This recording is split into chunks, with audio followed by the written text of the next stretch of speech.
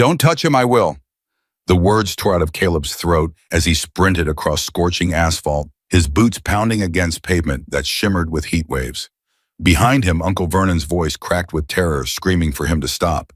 But Caleb's eyes were locked on the twisted wreckage, and the massive body sprawled in a lake of dark blood, spreading like spilled oil across the highway. Before we dive into what happened next, hit that subscribe button right now.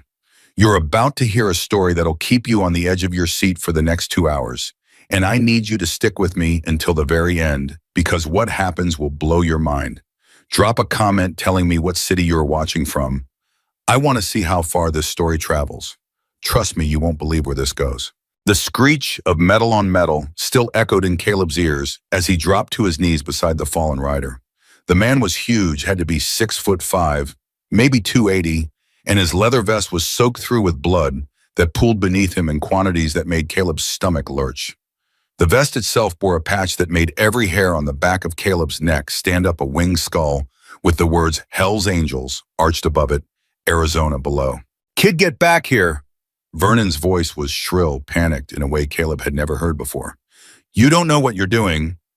But Caleb's hands were already moving, ripping off his own shirt and wadding it against the gaping wound in the man's thigh, where his femoral artery had been torn open. Blood spurted between Caleb's fingers with each weakening heartbeat. "Stay with me," Caleb muttered, pressing harder. "Come on, stay with me." The biker's eyes fluttered open, pale gray like storm clouds, but fading fast. His hands shot up with surprising strength and clamped around Caleb's wrist. You saw..." The man's voice was a wet rasp. "I saw the truck, black Silverado. He swerved right into you, man. Deliberate." "Dalton." The name came out like a curse. "Sheriff Dalton." Caleb's blood went cold. "The sheriff did this." The biker's grip tightened, pulling Caleb closer. His breath smelled like copper and whiskey. "In my saddlebag. Leather roll. Get it. Hide it. You need to save your strength. Ambulance is coming." "No." The man coughed, spraying blood across his lips. "Dalton, he'll come looking. Don't let him." His eyes rolled back. Hey, Caleb slapped the man's face lightly. "What's your name? Come on, tell me your name." "Arthur Caldwell." The words were barely whisper. You're a good kid. Too good for what's coming." Behind them, Vernon had caught up, grabbing at Caleb's shoulder. "Boy, do you have any idea what you've done? Do you know who these people are?" "He's dying, Uncle Vernon."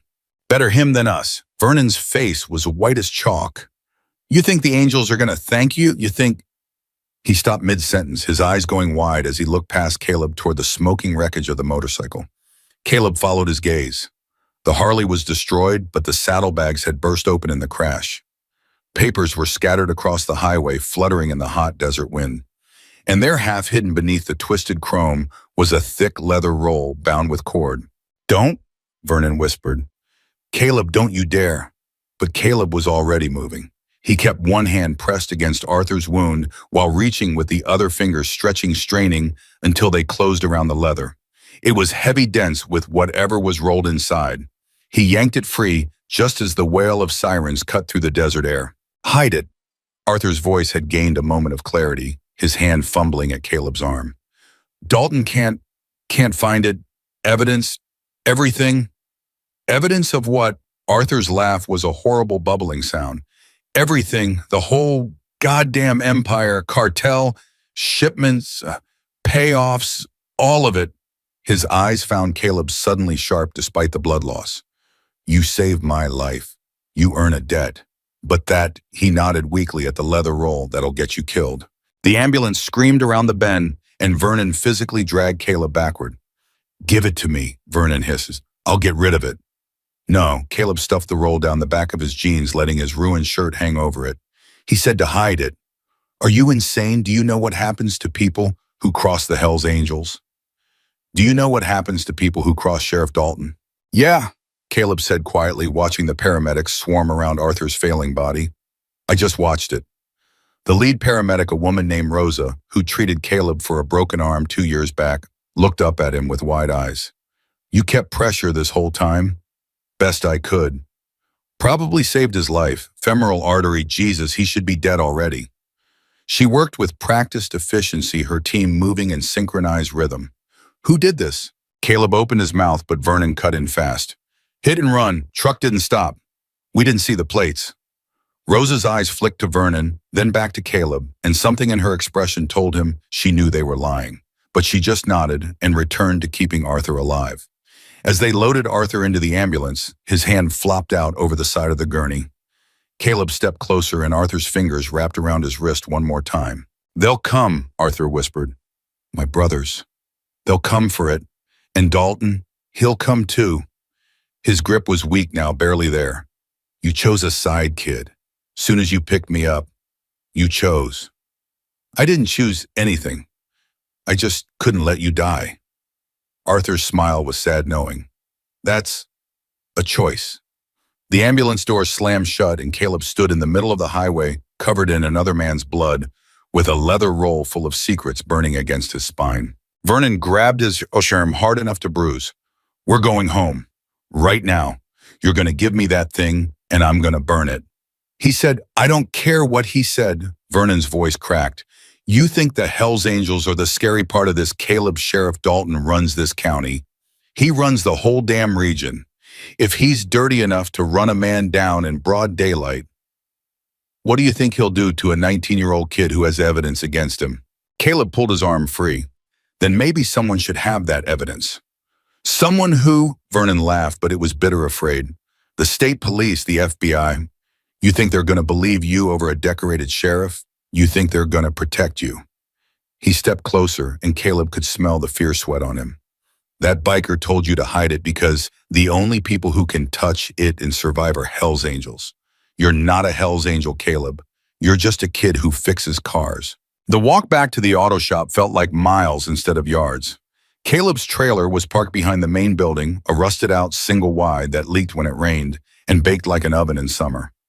Vernon owned the shop, and the trailer came with Caleb's job, had been home since his parents died 3 years back. Inside, Caleb locked the door and pulled out the leather roll with shaking hands. His fingers fumbled with the cord, but finally it came loose, and the contents spilled across his tiny kitchen table. Papers, dozens of them, photocopies of ledgers, bank statements, shipping manifests. Photographs of Sheriff Dalton shown shaking hands with men whose faces Caleb didn't recognize, but whose eyes were cold and dead. Pictures of trucks crossing the border, license plates clearly visible. Lists of names, dates, dollar amounts that made Caleb's head spin. And there, paperclipped to a page of handwritten notes, was a photo of Dalton standing beside a black Silverado, the same truck that had run Arthur down. Oh God, Caleb whispered. Oh God, he wasn't lying. A knock at the door made him jump so hard he nearly fell off his chair. Caleb, Vernon's voice, quieter now. Let me in, son. I'm okay, Uncle Vernon. Just need a minute. We need to talk about this. Really talk. Caleb gathered the papers quickly, shoving them back into the roll. His hands left bloody fingerprints on the edges. Tomorrow. We'll talk tomorrow. Silence. Then he's gonna come, Caleb. Tonight, tomorrow, soon. Dalton's gonna come looking, and when he does, Vernon's voice dropped to barely audible. When he does, I can't protect you. I won't. I got a business to run a life here. I can't go down with you. The words hit harder than Caleb expected. You're my uncle.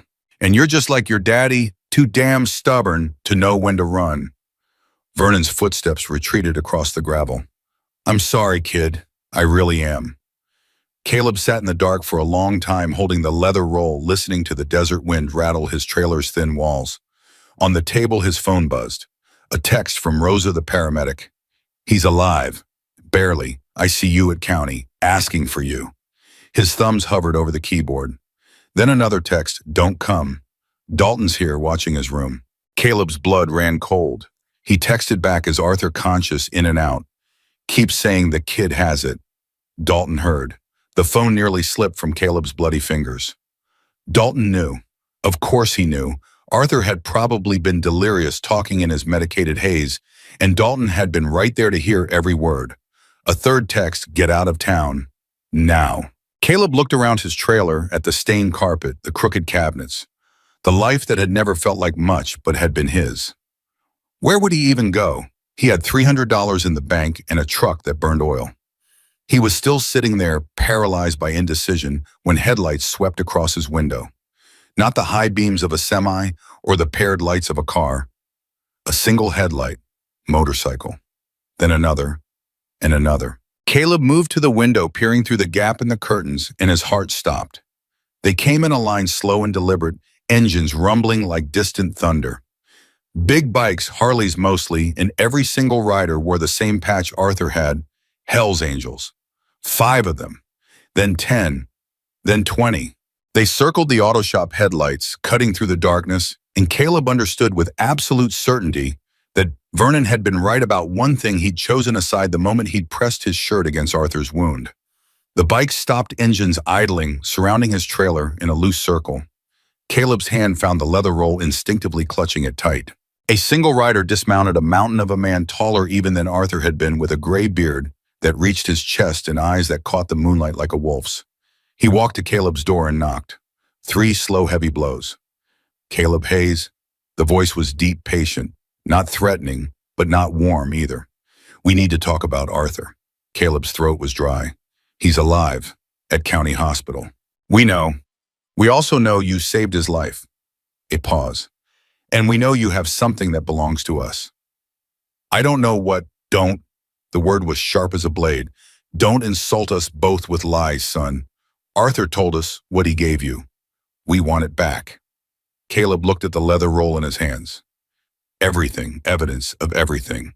Enough to bring down a corrupt sheriff and whoever else was involved in this. Enough to get him killed. If I give it to you, Caleb called through the door, what happens to Dalton? Silence. Then a low chuckle. You think we're going to let the man who tried to kill our brother just walk away? I think I don't know who you are or what you're going to do. Fair enough. The man's voice was closer now, right against the door. My name's Clutch. I'm the road captain for the Arizona Charter. Arthur's been my brother for 23 years, and when someone tries to kill one of us, we don't call the cops, we handle it ourselves. That's what I'm afraid of. Another chuckle. Smart kid, but here's the thing, you're in this now, whether you like it or not. Dalton knows you have his evidence. How long you think before he comes for you tonight, tomorrow morning? And what are you going to do when he shows up with that badge and those dead eyes asking real polite where Arthur's things ended up? Caleb's hands were shaking. I could give it to the FBI. You could. And they'd open an investigation that takes 6 months while Dalton disappears every shred of real evidence, and you end up in a ditch somewhere. Clutch's voice was matter of fact, almost gentle. Or you could give it to us, and this ends quick. Quick how? That's not your concern. It is if I'm handing you the gun. Silence again, longer this time. Then you got a code, kid. I respect that.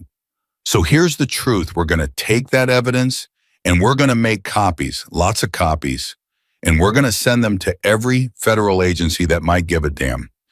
DEA, FBI, ATF, Homeland Security.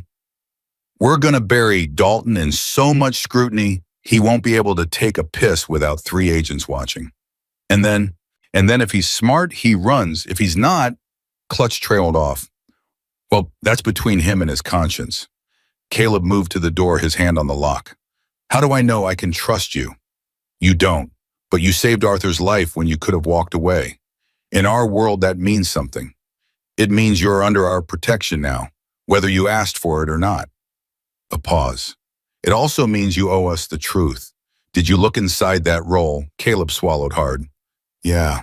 Then you know what's at stake. You know why Arthur was willing to die to keep it from Dalton. Clutch's voice dropped lower. We've been building this case for 2 years. Arthur went undercover, played nice with the cartel, got close to Dalton's operation. That leather roll is everything. Every transaction, every payoff, every name. Without it, Arthur's sacrifice means nothing. The word undercover hit Caleb like a physical blow. Arthur's a cop. Was. 20 years with Phoenix PD before he patched in with us. But that's not public knowledge, and it can't be. Not yet. Clutch's tone hardened, which means you keep your mouth shut about it. Understand? Caleb's head was spinning. An undercover cop, the Hells Angels, the sheriff, the cartel. This was so much bigger than some highway accident. If I give this to you, Caleb said slowly, I need your word that Dalton goes down legal. No vigilante justice, no desert graves. I need to know I'm not helping you commit murder. You got my word. Dalton gets what's coming to him, but it'll be in a courtroom. Clutch paused. Course, if he decides to resist arrest when federal agents come knocking, well, that's on him. It wasn't quite the reassurance Caleb had hoped for, but it was probably the best he was going to get. His hand turned the lock and he pulled the door open. Clutch was even bigger up close, his presence filling the doorway. Behind him, the other bikers sat on their rumbling machines, watching silently. Their faces were hard to read in the darkness, but Caleb caught glimpses of scars, tattoos, eyes that had seen too much. You're 19, Clutch asked. Yeah. And you jumped into the middle of a hit and run to save a man you didn't know, wearing a patch that scares most people half to death. Clutch's expression was unreadable. You're either very brave or very stupid. Can it be both? That earned a genuine smile. Yeah, it can. Clutch held out his hand. The evidence. Caleb hesitated for just a moment, then handed over the leather roll. Clutch weighed it in his hands, then nodded to one of the other bikers who dismounted and came forward. The man was smaller than Clutch, but moved with a coiled energy that reminded Caleb of a rattlesnake. This is Razor, Clutch said. He's going to make copies. Tonight. Then the originals go somewhere safe. Razor took the roll and headed for one of the bikes that had a hard case mounted on the back. He pulled out a portable scanner and got to work right there, the device's light glowing in the darkness. Clutch turned back to Caleb. Arthur said you're a mechanic. Yeah, I work for my uncle. You any good? The question was so unexpected that Caleb almost laughed. I mean, yeah, I'm pretty good. Custom work. Some, mostly repairs and rebuilds. Why? Clutch studied him for a long moment. Because after this is over, you're going to need a new life. Dalton's not the forgiving type, even from prison. And your uncle? He glanced toward the dark shop building. He's not going to want you around and once the heat comes down. Vernon already told me as much, Caleb admitted quietly. Thought so. Saw him peeking through the office window when we rolled up. Man looked like he was about to have a heart attack. Clutch's expression softened slightly. So here's what's going to happen. You're going to lay low for a few days. Don't go anywhere alone. Don't talk to Dalton if he shows up. Don't talk to anyone except us and your lawyer. I don't have a lawyer. You do now. We'll send someone over tomorrow. Clutch pulled out his phone and typed something quickly. In the meantime, you got a weapon. Hey, what? A gun, kid? You got a gun? Caleb shook his head. Never needed one. You need one now. Clutch nodded to another biker who reached into his saddlebag and pulled out a small black case. He handed it to Caleb, who opened it to find a compact 9mm pistol and 2 boxes of ammunition. I don't know how to point and pull. That is, sir, that's all you need to know for now. Clutch's voice was firm. Keep it close. If Dalton shows up before we can get the feds involved, you defend yourself. Understand? Caleb stared at the gun like it was a live snake. This is amazing. Welcome to the deep end, kid. Clutch clapped him on the shoulder, the impact nearly buckling Caleb's knees. You did good today. Saved a good man's life. Now we're going to make sure that means something. Razor finished scanning and brought the leather roll back. All done, crystal clear copies. Good. Clutch took the originals and handed them back to Caleb. Hide these. Somewhere Dalton would never think to look.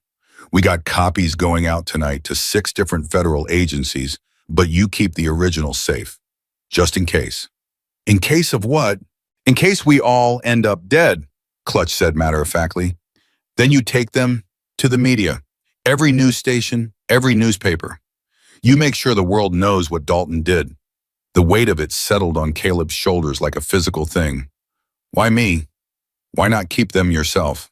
Because you're nobody, Clutch said not unkindly. No offense, but you're a 19-year-old mechanic in a nothing town.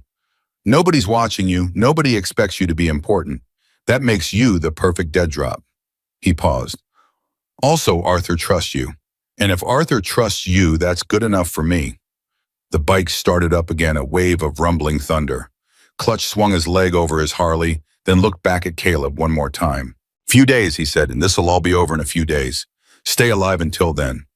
And if Dalton comes tonight, Clutch's smile was cold, then you use that gun and you call this number. He handed Caleb a card with nothing but a phone number written on it. We'll be there in 20 minutes, maybe 15 if we ride hard. 20 minutes is a long time when someone's trying to kill you. Then don't let them. Clutch kicked his bike into gear. And Caleb, welcome to the family, whether you wanted it or not. The bikes pulled out in formation, their taillights disappearing down the highway like red eyes fading into the night. Caleb stood in his doorway holding a leather roll full of secrets in one hand and a gun in the other, and wondered what the hell he'd gotten himself into. Inside his trailer, he stared at the evidence for a long time before finally hiding it in the one place he figured Dalton would never look, inside the false bottom of his toolbox, wrapped in oil-stained rags and tucked beneath his socket set. The gun went under his pillow. Sleep didn't come.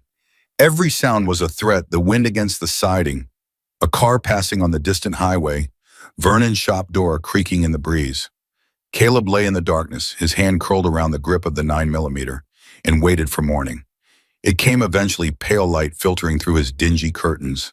Caleb dragged himself out of bed and splashed water on his face, trying to wash away the grit of sleeplessness and fear. Vernon was waiting outside, leaning against his truck with his arms crossed. His face was drawn, older looking than Caleb had ever seen it. "They came last night," Vernon said. It wasn't a question. "Yeah. And you gave them what they wanted." "Some of it." Vernon's jaw tightened. "Caleb, I need you to understand something. I built this business from nothing, 30 years of work, and I can't lose it because my nephew decided to play hero." "I didn't decide anything. A man was dying, and now you're in bed with the Hells Angels and on the bad side of a corrupt sheriff." Vernon's voice rose. "Do you get how that ends? It ends with you dead and me losing everything because I'm associated with you." The words stung, but Caleb kept his voice level. "So what do you want me to do?" "I want you to leave. Today. Right now." Vernon pulled an envelope from his pocket and thrust it at Caleb. "There's $1,000 in there. Take it, take your truck, and go. California, New Mexico, Texas. I don't care. Just get far away from here." Caleb took the envelope, feeling its weight. $1,000. His severance package and ticket out. "And if I don't, then you're fired anyway, and you got nothing." Vernon's voice cracked. "I'm sorry, kid. I really am. But I got to protect what's mine." "I get it." And strangely, Caleb did. Vernon wasn't a bad man, just a scared one. "I'll be out by noon." Packing didn't take long. 19 years of life fit into 2 duffel bags and a backpack. Caleb loaded them into his truck, a '98 Ford Ranger that ran more on prayer than gasoline, and took one last look at the trailer that had been home. He was pulling out of the lot when a white Crown Victoria with a light bar on top pulled in, blocking his exit. Sheriff Dalton stepped out, and Caleb's hand instinctively moved toward the gun hidden under his seat. Dalton was tall, clean-shaven, with the kind of face that probably looked trustworthy to most people. But his eyes were flat and empty as he approached Caleb's truck. "Caleb Hayes," Dalton said pleasantly. "Mind if we talk for a minute?" Every instinct screamed at Caleb to gun it, to smash through the fence and run. But running would confirm everything. So he forced himself to nod. "Sure, Sheriff." Dalton leaned against the truck, casual as anything. "Hell of a thing yesterday. That accident?" "Yeah. Paramedics tell me you saved that biker's life. That was real brave. Just did what anyone would do." "Not anyone." Dalton's smile didn't reach his eyes. "Most people would have called 911 and waited, but you got right in there. Got yourself all bloody." He paused. "Must have been hard watching a man die like that." "He didn't die." "Not yet." The words hung in the air like a threat. "But he's in rough shape. Might not make it." Dalton's gaze sharpened. "Course, if he does, I'm sure he'll want to thank you proper. Hell's Angels are real particular about debts." Caleb's mouth was dry, so "I wouldn't know." "No," Dalton straightened up. "Funny thing, someone reported seeing motorcycles out here last night. Whole bunch of us surrounding your trailer." He let that sink in. "You wouldn't know anything about that either, would you?" "People ride motorcycles." "They do." Dalton nodded slowly. "They surely do. And sometimes when a Hell's Angel gets hurt, his brothers come looking for answers. Looking for things." There it was, the real question underneath all the pleasantries. "I don't know what you mean," Caleb said. "I think you do." Dalton's pleasant mask slipped just a fraction. "See, Arthur Caldwell is a very interesting man, did some very interesting work, kept very interesting records. And those records, if they exist, they'd be real valuable to certain people, real dangerous to others." "Sounds complicated." "It is." Dalton leaned in close enough that Caleb could smell his cologne. So here's what's going to happen, son. You're going to tell me if Arthur gave you anything yesterday. Papers, a bag, a flash drive, anything. And if he did, you're going to give it to me. Right now. And then you're going to drive away and forget this ever happened. Caleb met his eyes. And if I don't, Dalton's smile was terrible. And then you're going to have a real unfortunate accident, just like Arthur. This highway's dangerous, you know. Trucks swerve all the time. The threat was crystal clear. Caleb's hand inched toward the gun. I wouldn't, Dalton said softly. I got 2 deputies parked on the highway. You pull a weapon on me, they'll put you down before you can blink. And I'll swear you were high on meth and tried to rob me. He tapped the truck's hood. So, what's it gonna be? Caleb's mind raced. If he gave up the evidence, Dalton would kill him anyway. He knew too much. But if he refused, Dalton would tear the truck apart right here and probably find it. His phone buzzed in his pocket. A text. He pulled it out slowly, keeping his other hand visible. The text was from the number Clutch had given him. Stall him. Help coming. Caleb looked up at Dalton and did something that surprised even himself. He laughed. What's funny? Dalton's voice was cold. You are. Caleb put the phone down. You really think you're going to get away with this? You really think nobody knows what you did? I think a lot of people suspect a lot of things, but suspicion ain't proof. And proof's in Arthur's saddlebag, which the Hells Angels have now. Caleb watched Dalton's face go pale. You're done, Sheriff. You just don't know it yet. Dalton's hand moved to his service weapon. You stupid kid. You have any idea what you've... The rumble of engines cut him off. Distant at first, then growing louder. Closer. Dalton spun around and his face went slack with shock. They came over the rise like an army. Not 20 bikes this time. Not 50. 230 Hells Angels riding in formation, filling the highway from shoulder to shoulder. The sound was apocalyptic, a sustained roar that shook the ground and rattled the shop's windows. Dalton's hand fell away from his gun. His deputies' cars screeched into the lot, but they took one look at the approaching horde and didn't move. The bikes surrounded the lot, boxing in Dalton's Crown Vic and the deputies' vehicles. They idled there, a wall of leather and chrome, and barely contained violence. Clutch dismounted and walked through the circle of bikes. Behind him came Arthur, moving slowly, wrapped in bandages, but alive and on his feet. Sheriff Dalton, Clutch said, we need to talk about attempted murder. Dalton's hand moved back toward his gun, but Arthur's voice stopped him cold. I wouldn't, Sheriff. Not unless you want 230 witnesses to watch you commit suicide by cop. Arthur's voice was weak but steady. Each word cost him, but he pushed through. Because that's what it'll be. The second you draw, every man here becomes a witness to you pulling a weapon on an unarmed civilian. Dalton's hand froze. His eyes darted between Arthur, Clutch, and the sea of bikers surrounding them. You're supposed to be dead. Yeah, well, funny thing about that. Arthur took a painful step forward, his hand pressed against his bandaged side. Turns out when you hire cartel hitmen instead of doing your own dirty work, sometimes they miss. Sometimes a 19-year-old kid with more guts than sense keeps you breathing long enough for your brothers to find you. I don't know what you're talking about. Dalton's voice had gone tight, controlled. I'm investigating a hit and run. You were the victim. Was I? Arthur's laugh turned into a cough and Clutch steadied him. Because I remember seeing your face behind that wheel, Dalton. Clear as day. I remember you looking right at me before you swerved. That's ridiculous. I was on patrol 20 miles from here. In your personal vehicle, Clutch pulled out his phone and held up a photo. Black Silverado license plate 7 Alpha Delta 823. Registered to you. Spotted by 3 different traffic cameras, heading south on Route 87, exactly 17 minutes before Arthur got hit. He swiped to another photo. Here you are at the Chevron station 10 miles north, filling up. Timestamp puts you 5 minutes from the crash site. Dalton's face went white, then red. Those could be doctored. They're not. A new voice cut through the tension. A woman in a gray suit stepped out of an unmarked sedan that had pulled up during the confrontation. She held up a badge. DEA Special Agent Reeves. Sheriff Dalton, we've been building a case against you for 8 months. Thanks to the evidence Mr. Caldwell collected and the copies the Hells Angels so thoughtfully sent us last night, we have enough to put you away for the rest of your life. Dalton took a step back, his eyes wild. This is entrapment. This is over, Reeves said flatly. You're under arrest for attempted murder conspiracy to distribute narcotics racketeering and about 40 other charges my team is still cataloging. She nodded to two agents who'd emerged from the sedan. Cuff him. My deputies are being arrested as we speak, Reeves interrupted. State police have them surrounded on the highway. Your whole operation is done, Dalton. One of the deputies in the lot made a move toward his vehicle, but three bikers stepped in front of him, arms crossed. The deputy froze, hands visible. Don't, Clutch said mildly. You ain't got anywhere to run, and we ain't in the mood to chase you. The agents moved toward Dalton, who backed against his Crown Vic. You can't prove anything. You've got hearsay and fake evidence planted by criminals.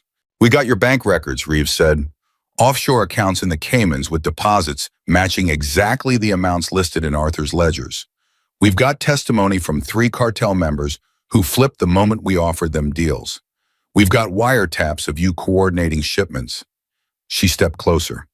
And we've got you on camera running down a federal informant. So yeah, Sheriff, we can prove it. The word federal informant sent a ripple through the bikers. Several turned to look at Arthur, who grimaced. Surprise, Arthur muttered. 20 years Phoenix PD, 5 years undercover DEA. Sorry, brothers. Had to keep that one quiet. You son of a bitch, one of the bikers said, but there was more admiration than anger in his voice.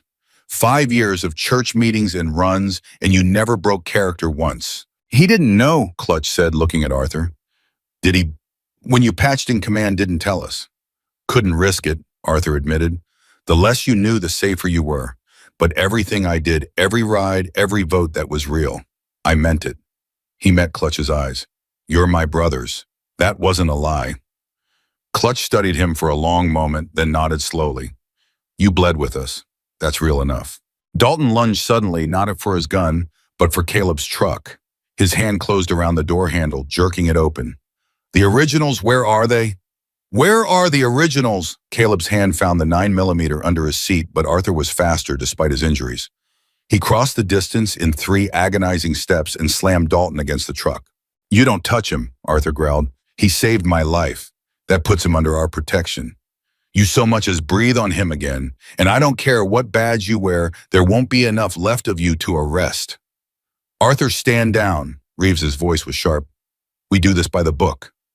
He tried to kill me, and he'll spend the rest of his life in prison for it. But we don't give defense attorneys ammunition. Reeves nodded to her agents, who finally got the cuffs on Dalton. Sheriff Dalton, you have the right to remain silent. This isn't over. Dalton twisted against the cuffs, his composure completely shattered. You think the cartel's just gonna let this go? You think they're gonna let all of you just walk away? They'll come for every single person here. They'll burn this whole town too. One of the agents shoved him into the back seat and slammed the door, cutting off the tirade. The silence that followed was heavy. Reeves turned to Clutch. The cartel, how much do they know? About the evidence, nothing yet. About Dalton getting arrested. Clutch checked his phone. They'll know in about 20 minutes when it hits the news. And when they find out, they'll either cut in their losses and ghost, or they'll come looking for loose ends. Clutch's expression was grim. My money's on option 2. They got too much invested in this pipeline to just walk away. Reeves swore under her breath. How many are we talking about? Local crew, maybe 8-10 guys, but they can call in reinforcements from Sonora. Could be 50, could be 100. Arthur leaned heavily against the truck, his face gray. They won't come in guns blazing, though. Too much heat. They'll pick people off quiet-like. Make it look like accidents. Starting with the witnesses, Reeves said, looking at Caleb. You got somewhere safe to go, son? Caleb's mouth was dry. I was leaving town when Dalton showed up. No. Clutch's voice was firm. You're staying here, where we can protect you. I can arrange a safe house, Reeves offered. Witness protection protocols. With respect, Ian, how many safe houses you think the cartels burn through? Clutch shook his head. Kid stays with us. We got a clubhouse 20 miles south, reinforced walls, armed guards, and enough firepower to hold off an army. Your safe house got that. Reeves looked like she wanted to argue, but Arthur cut in. He's right. Cartels got informants everywhere, police marshals, even some feds. No offense. Some taken, Reeves said dryly. But point made. Caleb stays with you, but I want daily check-ins, and if anything happens, anything, you call me first. No cowboy justice. Scout's honor, Clutch said with a straight face. You were never a Boy Scout. True, but the sentiment stands. Vernon had been watching from the shop doorway, his face a mask of terror. Now he stepped forward hesitantly. What about me? My business. They'll come here looking for the kid. They might, Reeves acknowledged. I can arrange police protection. Yeah, that worked real well with Dalton, Vernon snapped. Then catching himself, sorry, I got a life here. Then close up shop for a few weeks, Clutch suggested. Take a vacation, visit family, whatever. Just be somewhere else until this shakes out. Vernon looked at Caleb and something passed between them. Years of shared history, the complicated love of family, and the fear of what was coming. I'm sorry, kid, for kicking you out. I was scared. I know, Caleb said quietly. It's okay. It's not okay. Your daddy would have been ashamed of me.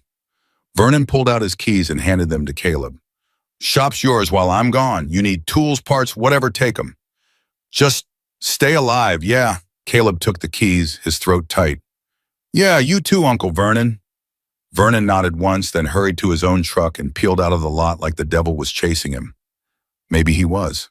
Reeves's phone buzzed. She answered, listened, and her expression darkened.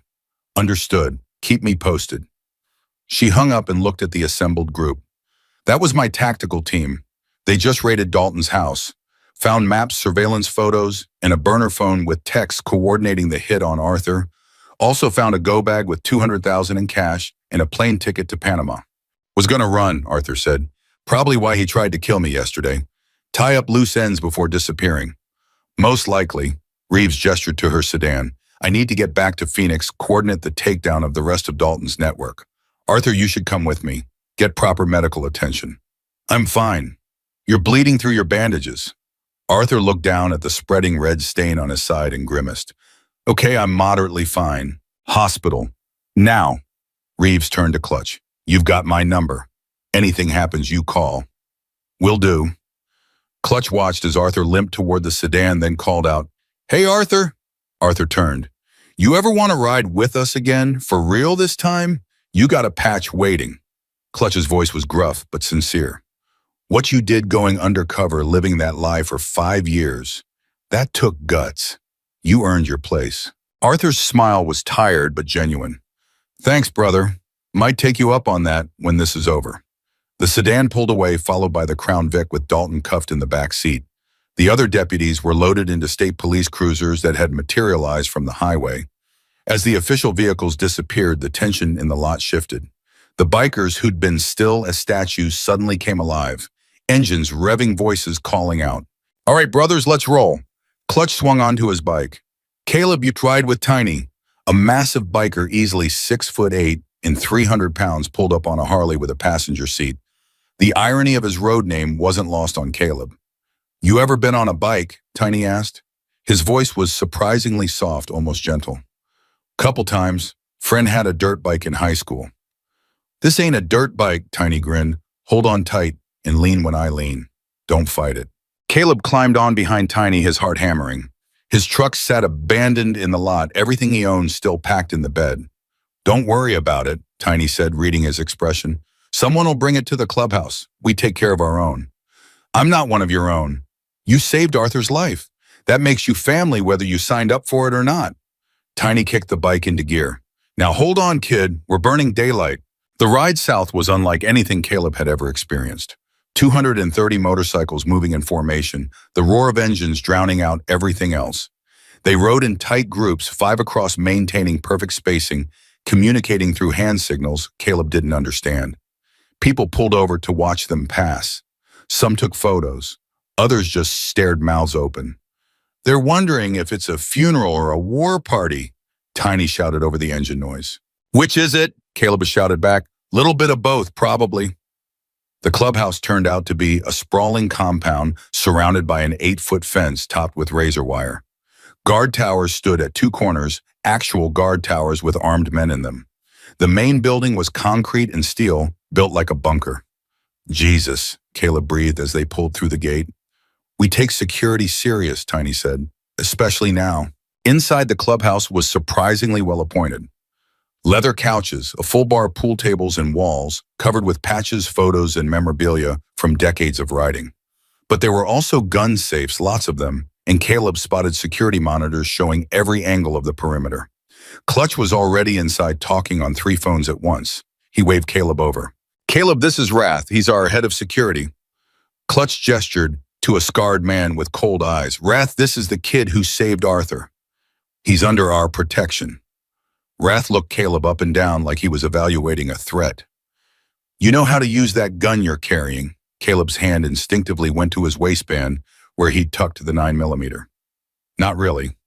"Then you're gonna learn. Range is out back. We start in an hour." Wrath walked away without waiting for a response. "He's friendly once you get to know him," Clutch said. "When does that happen?" "Usually after you save his life, or he saves yours, so give it time." Clutch hung up one phone and immediately answered another. Yeah, I know. "Look, just tell them we've got it handled. Because I said so, that's why." "Fine, put him on." He covered the phone and said to Caleb, "Make yourself at home. Food's in the kitchen rooms upstairs. Pick an empty one." Caleb wandered through the clubhouse feeling completely out of place. Bikers nodded to him as he passed, some offering handshakes. Others just silent acknowledgement. He found the kitchen and grabbed a Coke, his hand shaking slightly as he opened it. "First time in a clubhouse." A woman's voice made him turn. She was maybe 40 with long dark hair and eyes that missed nothing. "I'm Stella. I run the bar here." "Caleb, I know who you are. Whole club knows." She poured herself coffee. "You're the talk of the day. Kid who saved Arthur stood up to Dalton and didn't piss himself when 200 bikers showed up. That's impressive." "I was terrified." "But you didn't show it. That's what counts." Stella studied him. "How old are you really?" 19. "Christ, you're just a baby." She said it kindly without condescension. "And now you're in the middle of a war you didn't ask for." "Story of my week." That got a laugh. "Fair enough. Well, you're safe here. These walls are solid guards, are good, and every man in this club would die before letting the cartel touch you." "That's not empty talk, that's blood oath serious." "Why?" Caleb asked. "I mean, I appreciate it, but why go this far for someone you don't know?" Stella's expression softened. "Because Arthur's one of us. Was his doesn't matter. He rode with us, bled with us, and you saved him. That creates a debt." She paused. "Also, most of these guys got kids. Some your age. They look at you and they see their own sons. So yeah, they'll protect you. It's what we do." A commotion outside cut their conversation short. Shouting engines, the sound of the gate opening. Caleb followed Stella to the window. A convoy of trucks was pulling in pickup trucks loaded with supplies, followed by more motorcycles. "Reinforcements," Stella explained. "Clutch called in the other charters. Vegas, San Diego, even some boys from Oregon. By tonight, we'll have 400 bikers here." "For one kid." "For the principal." Stella's voice was firm. "Cartel thinks they can hit one of ours and walk away. We're about to teach them different." The next few hours were a blur. Caleb was taken to the range where Wrath spent 90 brutal minutes teaching him to shoot.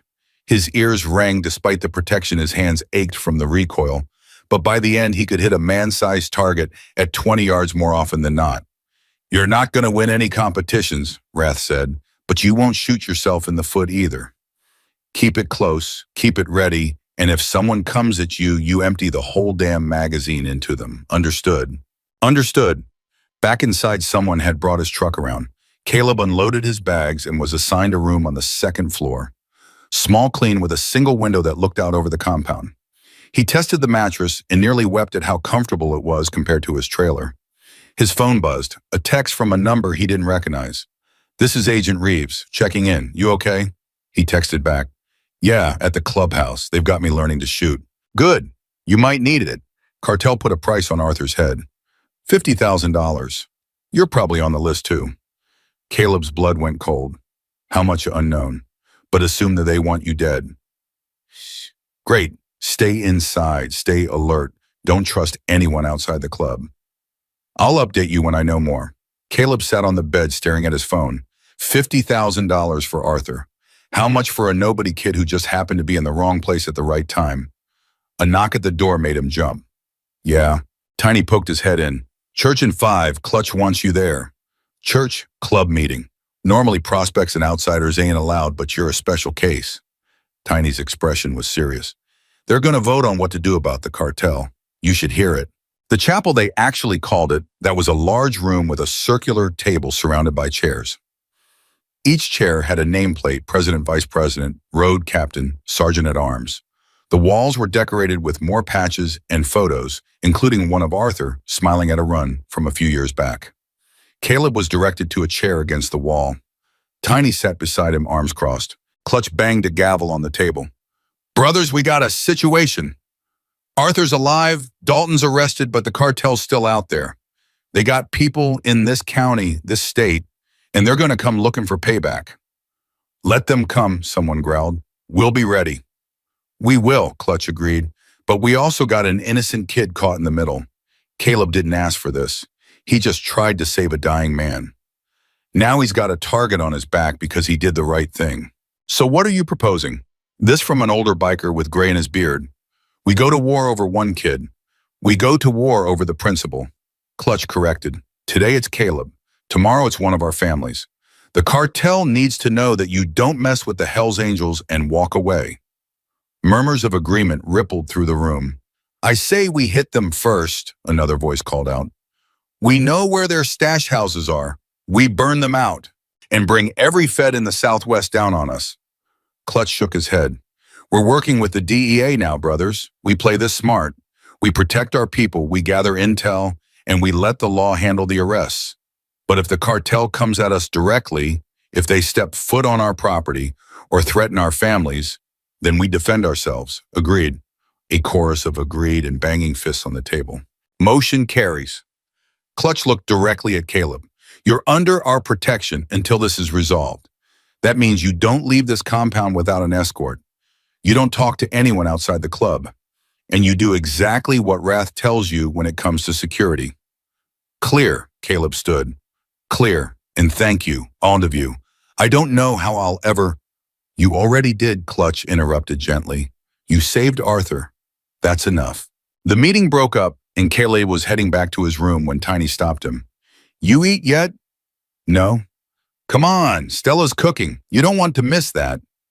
Dinner was served family style in the main room, huge platters of barbecue cornbread, mac and cheese, and enough beer to float a boat.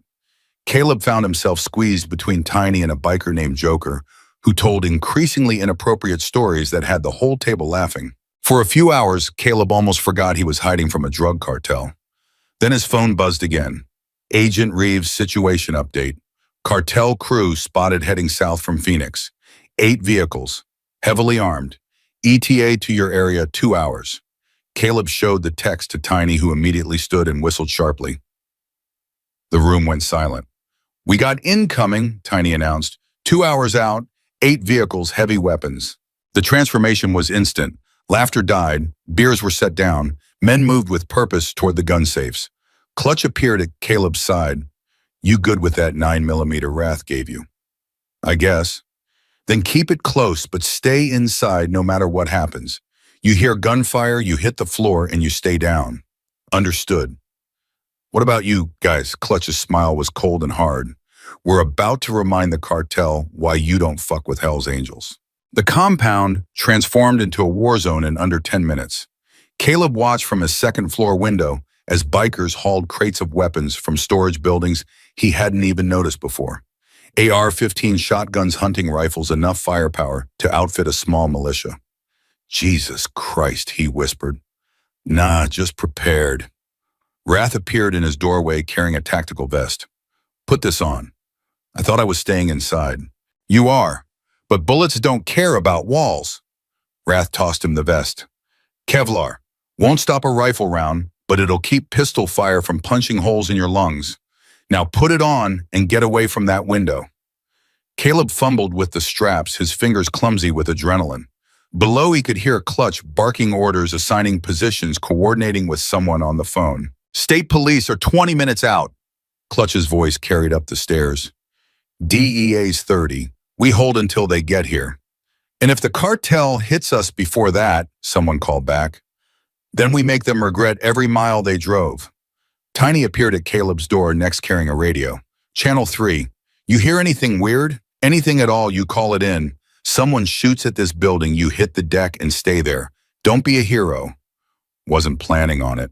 Good, because Arthur already used up this month's quota of heroics. Tiny's attempt at humor fell flat. His eyes were too serious, too focused. You got enough ammo for that 9mm. Caleb pulled out the gun and checked. 1 magazine and 1 spare. That's 30 rounds. Make them count if it comes to that. Tiny gripped his shoulder, but it won't come to that. We got this. The minutes crawled by like hours. Caleb sat on his bed vest, on gun in hand, listening to the radio chatter. Perimeter check northwest. Clear. Southeast. Clear. Wake got headlights. 2 miles out on County Road 12. Clutch's voice cut through the chatter. Everyone hold position. Don't engage until they make a move. Caleb's heart hammered against his ribs. He moved to the corner of the room farthest from the window and crouched there trying to remember everything Wrath had taught him. Breathe, aim center mass, squeeze, don't pull. His phone buzzed. Agent Reeves State Police delayed. Accident on I-10, ETA. Now 35 minutes. Shit, Caleb muttered, typing back, cartel's almost here. I know, hold tight, backup is coming. 35 minutes, the cartel would be here in 5. Contact. The radio crackled.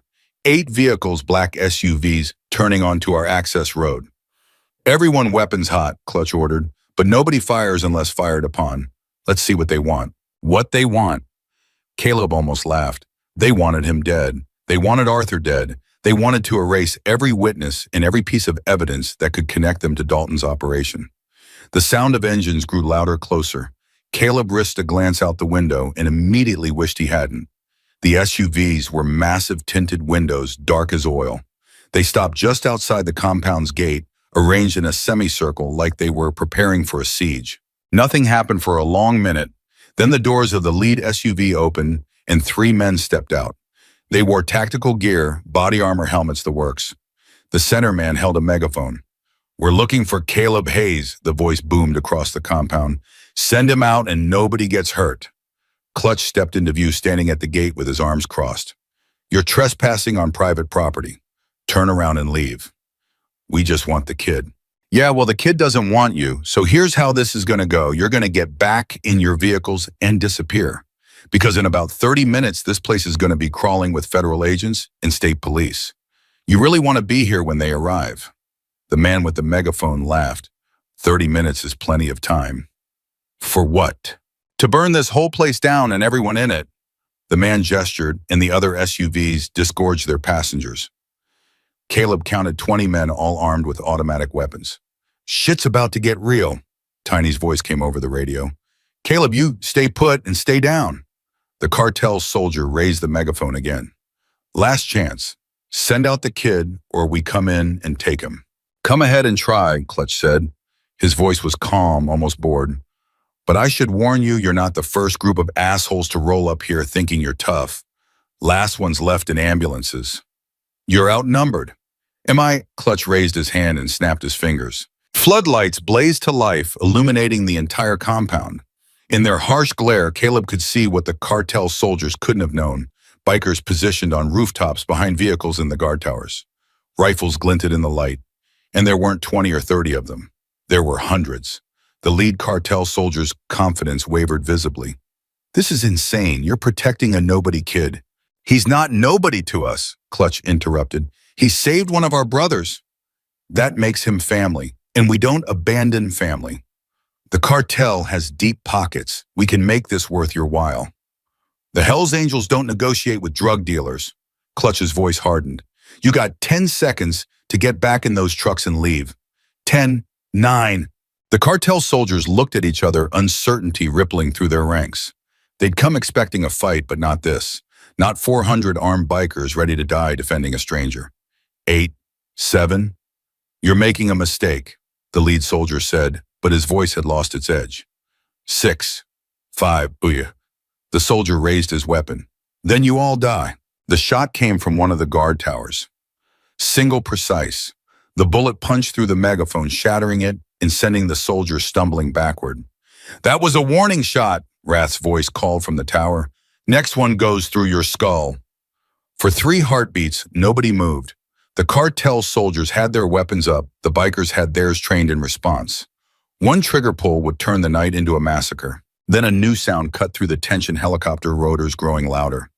"This is the DEA," a voice blared from a loudspeaker in the sky. "All armed personnel, drop your weapons and get on the ground. This compound is surrounded." The helicopter swooped low, its spotlight pinning the cartel vehicles. Behind them on the access road, a convoy of federal vehicles screamed into view, SWAT vans, armored trucks, agents in tactical gear. The lead cartel soldier looked up at the helicopter, then at Clutch, then at his own men. Whatever calculation he made ended with him slowly lowering his weapon.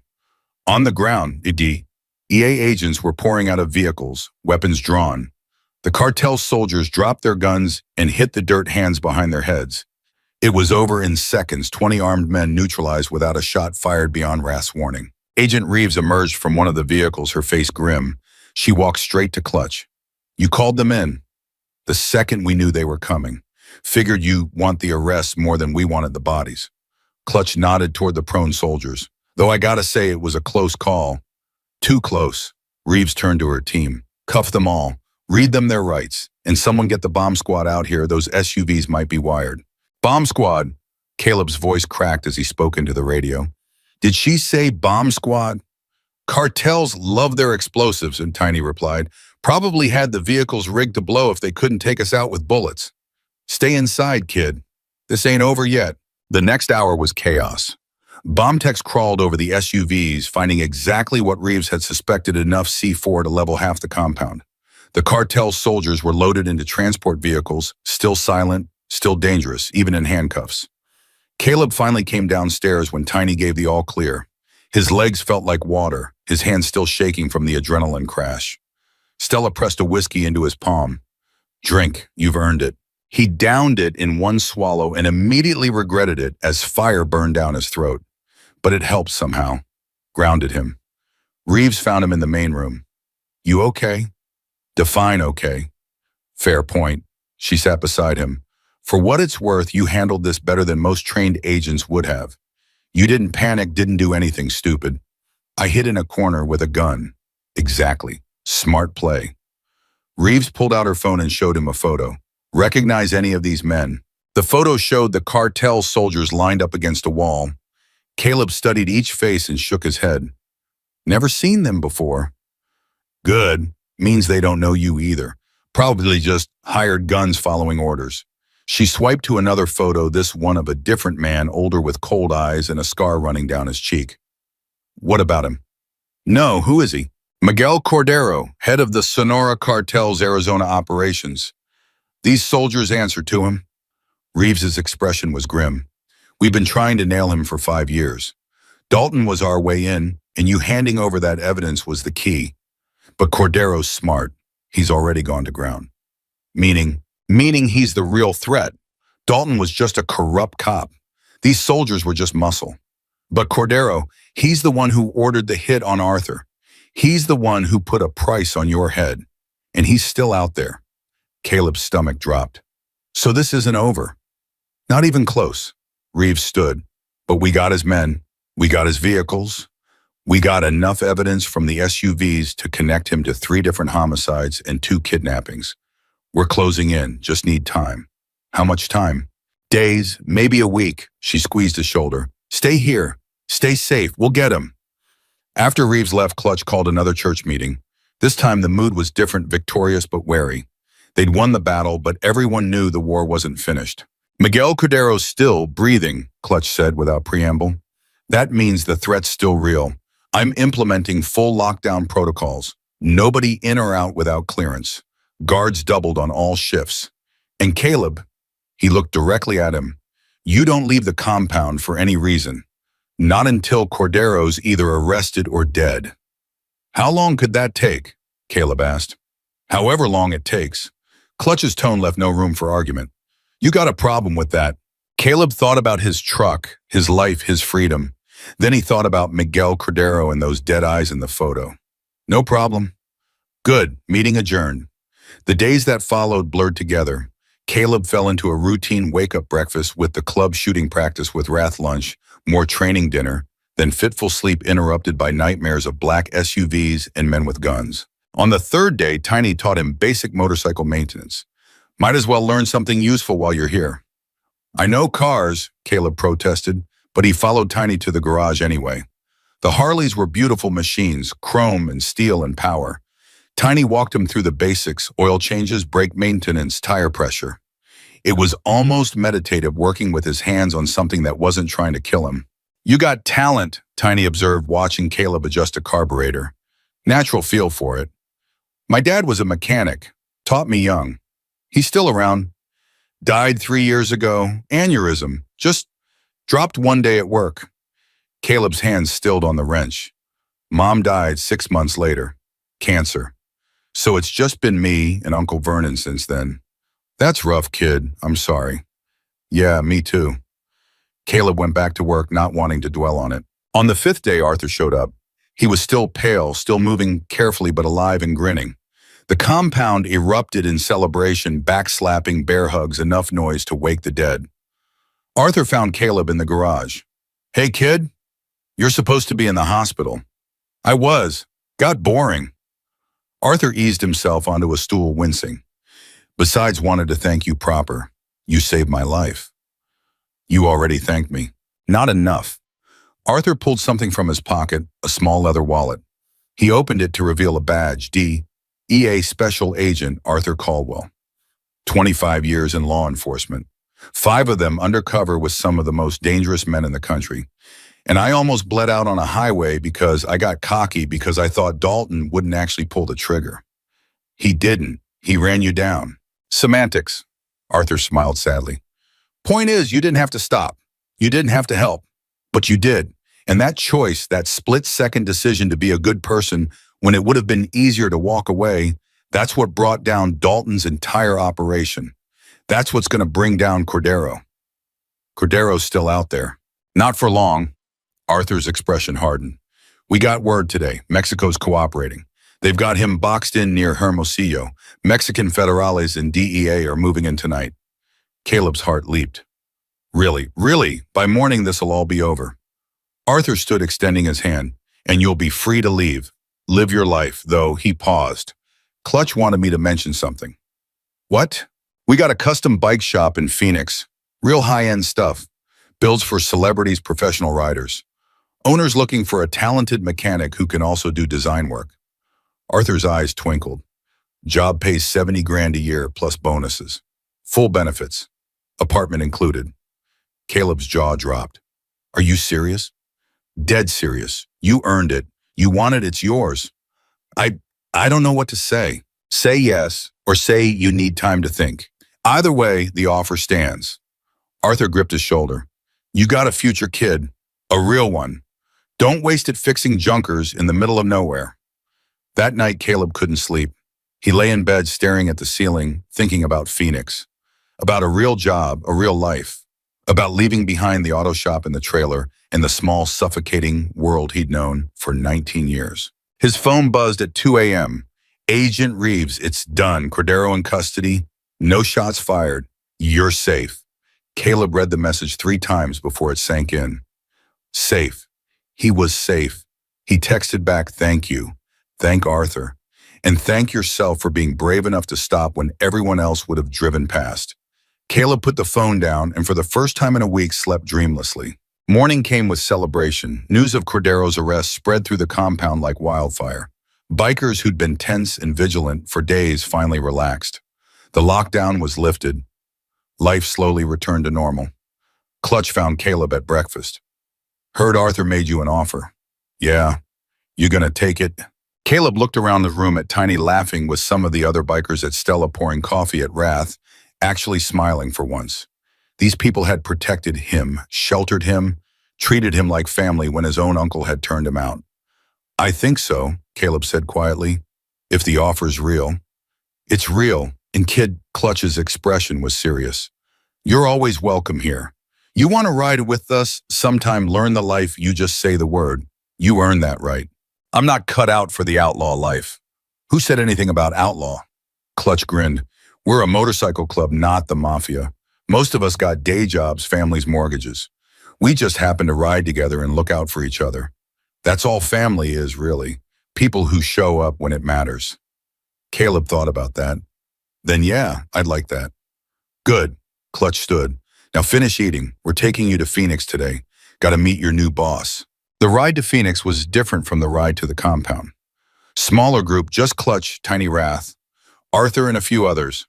No urgency, no fear. Just the open road and the sun beating down and the wind in Caleb's face. They pulled up to a pristine garage with Desert Dreams custom cycles emblazoned on the sign. Inside, motorcycles gleamed like jewels, custom builds worth hundreds of thousands of dollars. The owner, a weathered man named Jack with grease permanently under his fingernails, shook Caleb's hand. Arthur says you're good with your hands. I try. Show me. Jack led him to a partially disassembled Harley. Transmission slipping. Find the problem. Caleb rolled up his sleeves and got to work. It took him 20 minutes, but he found it a worn gear that was catching. Here, needs replacement. Jack examined the gear, then looked at Caleb with new respect. Most mechanics would have spent an hour on that. You got an eye. Job's yours if you want it. I want it. Good. Start Monday. We'll get you set up in the apartment upstairs. Jack paused. And kid, I know what you did for Arthur, what you went through. You need time to process. You need to talk. You need anything. My door's always open. Thank you, sir. Jack, just Jack. He clapped Caleb on the back. Welcome to the family. The apartment was small but clean with actual furniture and a kitchen that didn't have water stains on the ceiling. Caleb stood in the middle of the empty living room, hardly believing this was real. Tiny helped him carry his bags up. Not bad, right? It's perfect. You earned it. Tiny handed him a card. My number. You need anything, and I mean anything you call. Day or night, we're brothers now. I'm not. You saved Arthur's life. You stood up to a corrupt sheriff. You didn't crack when the cartel came for you. Yeah, kid, you're one of us. Tiny pulled him into a crushing hug. Don't be a stranger, yeah. I won't. One by one, the bikers said their goodbyes. Wrath with a gruff nod and a reminder to keep practicing at the range. Stella with a motherly kiss on the cheek and a promise to visit. Even Clutch, who normally kept his emotions locked down tight, gripped Caleb's hand with genuine warmth. You did good, kid. Your parents would be proud. The words hit harder than Caleb expected. His eyes stung. Thank you for everything. Thank you. Not many people would have done what you did. Clutch mounted his bike. We'll see you around, Caleb Hayes. They rode off in formation, engines rumbling, leaving Caleb standing on a Phoenix street corner with a new job, a new home, and a new family he never saw coming.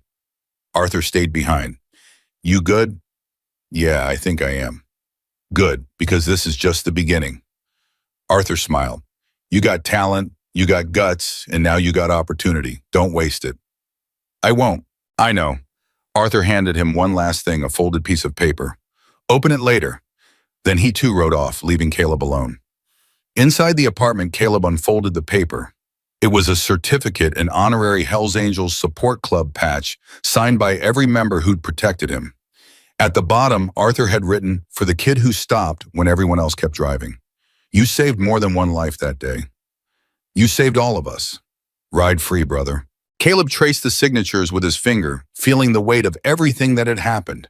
A week ago, he'd been nobody, a mechanic in a nowhere town with no future. Now he had a family, a purpose, a second chance. He folded the certificate carefully and placed it on his new dresser, right where he'd see it every morning. Tomorrow he'd start his new life. Tonight he'd remember the old one and the choice he'd made on a hot Arizona highway that changed everything. Caleb didn't sleep that first night in Phoenix. He lay on sheets that still smelled like the store, staring at unfamiliar shadows on an unfamiliar ceiling, and tried to convince himself this was real. That he wasn't going to wake up in his trailer with Vernon banging on the door telling him to get to work. At 5 a.m., he gave up pretending and made coffee in a kitchen that actually had counter space. The silence was disorienting. No highway noise, no Vernon's radio playing classic rock too loud. Just quiet. His phone rang. Unknown number. Hello, Caleb Hayes. A woman's voice, professional but warm. This is Linda Chen from the Phoenix District Attorney's Office. I'm handling the prosecution of Sheriff Dalton and his associates. Do you have a few minutes? Caleb's stomach tightened. Yeah, sure. First, I want to thank you for your cooperation with federal agents. The evidence you preserved has been instrumental in building our case. Papers rustled in the background.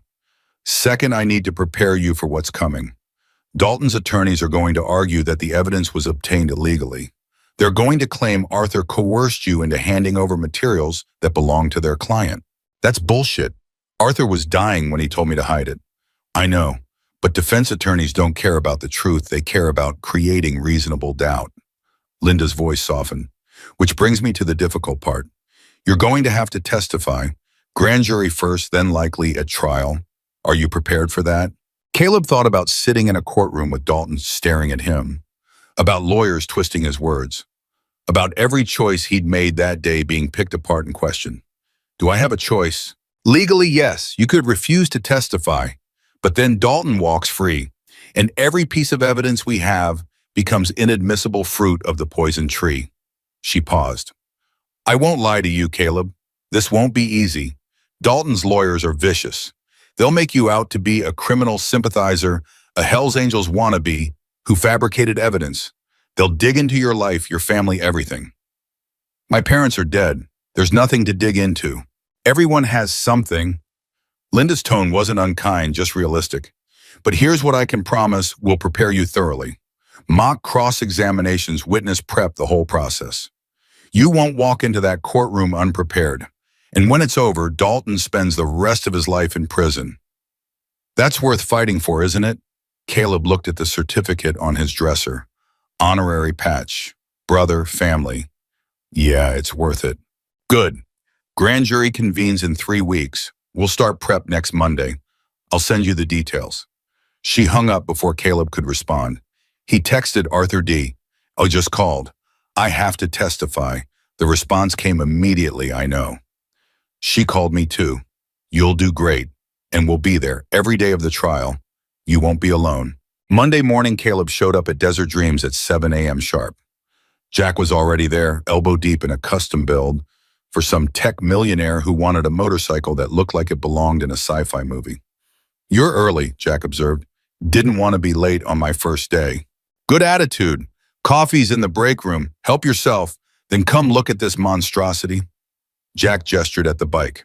Client wants LED, underglow, carbon fiber, everything, and I shit you not, a sound system that can be heard from a quarter mile away. That's awful. That's a $40,000 commission. So we're going to make it the best awful bike in Arizona. Jack grinned. Welcome to custom work, kid. The customer is always right, even when they're completely wrong. The work was different from Vernon's shop. These weren't broken down pickups limping in for oil changes. These were art pieces, engineering marvels, machines that cost more than most people's cars. Caleb felt out of his depth for approximately 15 minutes, then muscle memory took over and his hands remembered what his brain was still learning. By lunch, he had rewired the entire electrical system on the sci-fi bike. Jack inspected his work with a critical eye, looking for flaws, then nodded slowly. Clean, efficient. You color-coded the wires. Makes troubleshooting easier later. Most mechanics don't think that far ahead. Jack clapped him on the shoulder. You're going to do just fine here, kid. The other mechanics, 2 brothers named Carlos and Miguel, and a quiet woman named Sam, who could fabricate anything from sheet metal, welcomed him cautiously. New guy had to prove himself. But by the end of the week, after Caleb diagnosed a phantom electrical fault that had stumped everyone else for 3 days, they started treating him like part of the crew. How'd you figure it out? Sam asked, watching him replace a corroded ground wire. My dad taught me when something doesn't make sense, go back to basics. Electricity needs a path. This one was broken. Caleb tested the circuit. Should be good now. Carlos revved the engine and whooped when everything lit up properly. Kid's a genius. Kid's got a name, Caleb said, but he was smiling. That weekend, Tiny showed up at the shop riding a gorgeous Road King with saddlebags stuffed full of beer. Brought provisions, he announced, and an invitation. We're having a run next Saturday, Phoenix to Sedona and back. You should come. I don't have a bike. So ride with me, or Tiny's grin widened. Jack's got that old Softail in the back gathering dust. Maybe he'd let you borrow it, for a price. Jack, who'd been eavesdropping, called out, Price is you, fix the transmission. Been slipping for months and I haven't had time. Deal, Caleb said before he could overthink it. The transmission took him 3 evenings working late, but he got it done. The Softail was a 2003 older but solid with good bones under the neglect. When he finally got it running smooth, the rumble of the engine made something in his chest settle into place. That's your bike now, Jack said, watching him test ride it around the parking lot. Caleb nearly crashed from shock. What? You fixed it? You earned it. Consider it a signing bonus. Jack's expression was unreadable. Besides, you can't be part of this world without a ride. Doesn't work that way. Jack, I can't. This is too much. It's mine to give, and I'm giving it. Jack turned to head back inside, then stopped. Your dad would be proud of you, kid. The mechanic stuff, yeah, but also the rest of it. Standing up when it mattered. That takes guts. Caleb sat on his new bike. His bike, and felt tears prick his eyes. He blinked them back hard. Saturday's run was everything Caleb had hoped for and nothing he'd expected. 70 bikers showed up at the meeting point, and Caleb realized with a start that he knew most of them from the compound. They greeted him like an old friend, asked about the new job, admired his Softail. Not bad for a first bike, Rath said, circling it critically. Needs better pipes, though. Stock exhaust sounds like a sewing machine. I'll add it to the list. The ride to Sedona was freedom in its purest form. Wind in his face engine thrumming between his legs, the desert stretching endless on both sides. For 3 hours, nothing mattered except the road and the riders around him moving together like a flock of birds. They stopped for lunch at a roadside diner where the waitress took one look at the parking lot full of Harleys and muttered something about calling the cops. Relax, Betty, Clutch called out. We're just hungry, not here to rob you. Last time bikers showed up, they trashed the bathroom and stiffed me on the tip. That wasn't us. We tip 20% and our bathroom habits are impeccable. Clutch pulled out a $100 bill. This cover any concerns? Betty pocketed the money and her attitude improved dramatically. What can I get you boys? Over burgers and fries, Arthur pulled Caleb aside. Bottom there. How you holding up first ride? It's incredible. Yeah, it gets in your blood, fair warning. Arthur's expression grew serious. I heard about the DA calling. You ready for what's coming? I don't know, maybe. Caleb pushed fries around his plate. I keep thinking about sitting in that courtroom with Dalton staring at me, knowing he wants me dead. He can't touch you, not anymore. Arthur's voice was firm. He's in federal lockup, no bail under 24-hour surveillance. And even if by some miracle he got out, he'd have to go through 400 pissed-off bikers to get to you. Those aren't good odds. What about after the trial, when everyone goes back to their normal lives? You think we're just going to forget about you? Arthur looked genuinely offended. Kid, your family now. That doesn't have an expiration date. 10 years from now, you need help, you call. We show up. That's how this works. I'm not used to that. Get used to it. Arthur stood. Come on, Rath wants to teach you formation riding. Says you were weaving around like a drunk driver. I was not. His words, not mine. Take it up with him. The afternoon ride back to Phoenix was harder. Caleb's legs ached, his back was sore, and the sun had turned him a shade of red that would hurt tomorrow. But he'd never felt more alive. Monday brought the first witness prep session with Linda Chen. Her office was downtown high-rise with a view of the city. She sat Caleb down in a conference room and didn't waste time with pleasantries. Let's start with the hardest question you'll face. Did Arthur Caldwell promise you anything in exchange for hiding that evidence? No, he just asked me to keep it from Dalton. Did he threaten you? He was dying. He could barely talk. Defense is going to say he coerced you with implied threats, that you were afraid of the Hell's Angels. I was afraid, but not of Arthur. I was afraid of letting a man bleed out on the highway. Caleb met her eyes. That's the truth.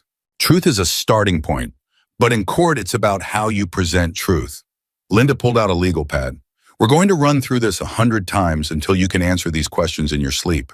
Because Dalton's lawyer, a man named Richardson, who makes sharks look cuddly, he's going to try to break you. Make you angry, make you contradict yourself, make you look unreliable. For 3 hours, Linda grilled him. Same questions, different angles, relentless.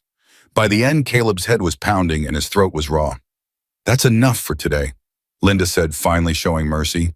You did well, better than most first-timers. Didn't feel like it. You stayed calm, didn't get defensive. That's half the battle. She walked him to the elevator. Grand jury is in 2 weeks. Between now and then we meet 3 more times. And Caleb, don't talk to anyone about your testimony. Not friends, not coworkers, nobody. Defense will claim witness tampering if they can prove coordination. What about Arthur? Arthur's a federal agent. Different rules. Linda's smile was thin. But to be safe, keep conversations general. How's the weather? How's the bike? Nothing about the case. Caleb rode back to the shop feeling wrung out and anxious. Jack took one look at him and sent him home early. You look like hell. Go sleep. We'll manage without you for one afternoon. That night, Caleb's phone rang again. Unknown number, but this time local. Caleb Hayes. A man's voice rough and unfriendly. Who's this? Someone who knows what you did. Who knows you're the reason good men are in jail. The voice was careful, controlled. You should have minded your business, kid. Caleb's blood went cold. How'd you get this number? How do you think you're not as protected as you believe? A pause. You got a choice to make. Drop the testimony, tell the D. You were mistaken, or... Caleb hung up and immediately called Arthur. I just got a threat. Someone called, knew my number, knew about the testimony. Slow down, what exactly did they say? Caleb repeated the conversation word for word. Arthur was silent for a long moment. That's one of Dalton's guys, has to be. Someone who didn't get caught in the first sweep. Arthur's voice hardened. Give me the number that called you. Caleb read it off. What are you going to do? Trace it. Find out who owns it. Then have a friendly conversation about witness intimidation. Arthur paused. In the meantime, you don't answer unknown numbers. You vary your routine, don't leave work the same time every day, don't take the same route home. And you keep that 9mm close. This is insane. This is what happens when you go after powerful people. They push back. Arthur's tone softened slightly. But you're not alone. Remember, I'm making some calls right now. By tonight, you'll have protection. What kind of protection? The kind with Hell's Angels patches and a lot of guns. True to his word, by 9 p.m. there was a knock on Caleb's door. He checked the peephole and found Rath standing in the hallway looking annoyed. You gonna let me in or make me stand out here all night? Caleb opened the door. What are you doing here? Babysitting. Arthur called, said someone threatened you, so I'm your new roommate until this blows over. Rath pushed past him, carrying a duffel bag. Which room's yours? The bedroom. There's only one. Then I'm taking the couch. You got coffee? Yeah, but good. I drink a lot of it. Rath dropped his bag and pulled out a pistol, which he set on the coffee table with casual familiarity. House rules, you go somewhere, I go with you. You get a weird call, you tell me. Someone looks at you wrong, you tell me. I'm not here to be your friend. I'm here to keep you breathing. We clear, crystal. Good, now make coffee. I've been riding for 3 hours and I'm tired. Having Rath as a roommate was like living with a heavily armed monk.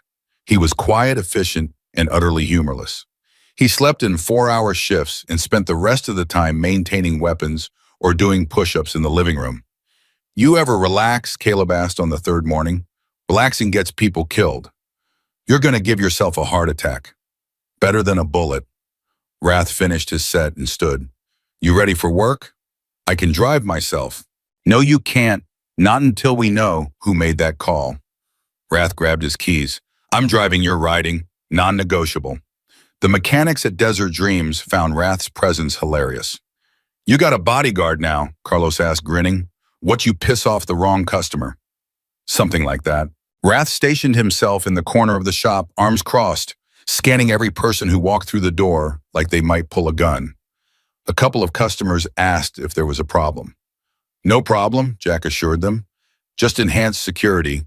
You know how it is these days. One afternoon, a man in an expensive suit came in asking about custom work. Rath was on him in seconds. Who sent you? The man blinked. What? Simple question. Who told you about this shop? A friend. I saw some bikes at a show and... The man looked at Jack confused. Is there a problem? Jack intervened smoothly. No problem at all. My associate is just enthusiastic about screening clients. What kind of bike are you interested in? The man left 20 minutes later with a consultation appointment, looking rattled. You can't interrogate customers, Jack said mildly. Can and did. Wrath didn't look apologetic. Anyone could be a threat. Or they could be a guy who wants a motorcycle. Same thing until proven otherwise. Caleb pulled Jack aside. I'm sorry about this. If it's a problem, I can... Relax. I knew what I was signing up for when Arthur vouched for you. Jack's expression was understanding. This trial's important. Bigger than bikes. You do what you need to do and we'll work around it. The grand jury testimony came faster than Caleb was ready for. Linda met him at the courthouse looking sharp in a navy suit. Remember what we practiced. Answer the questions clearly.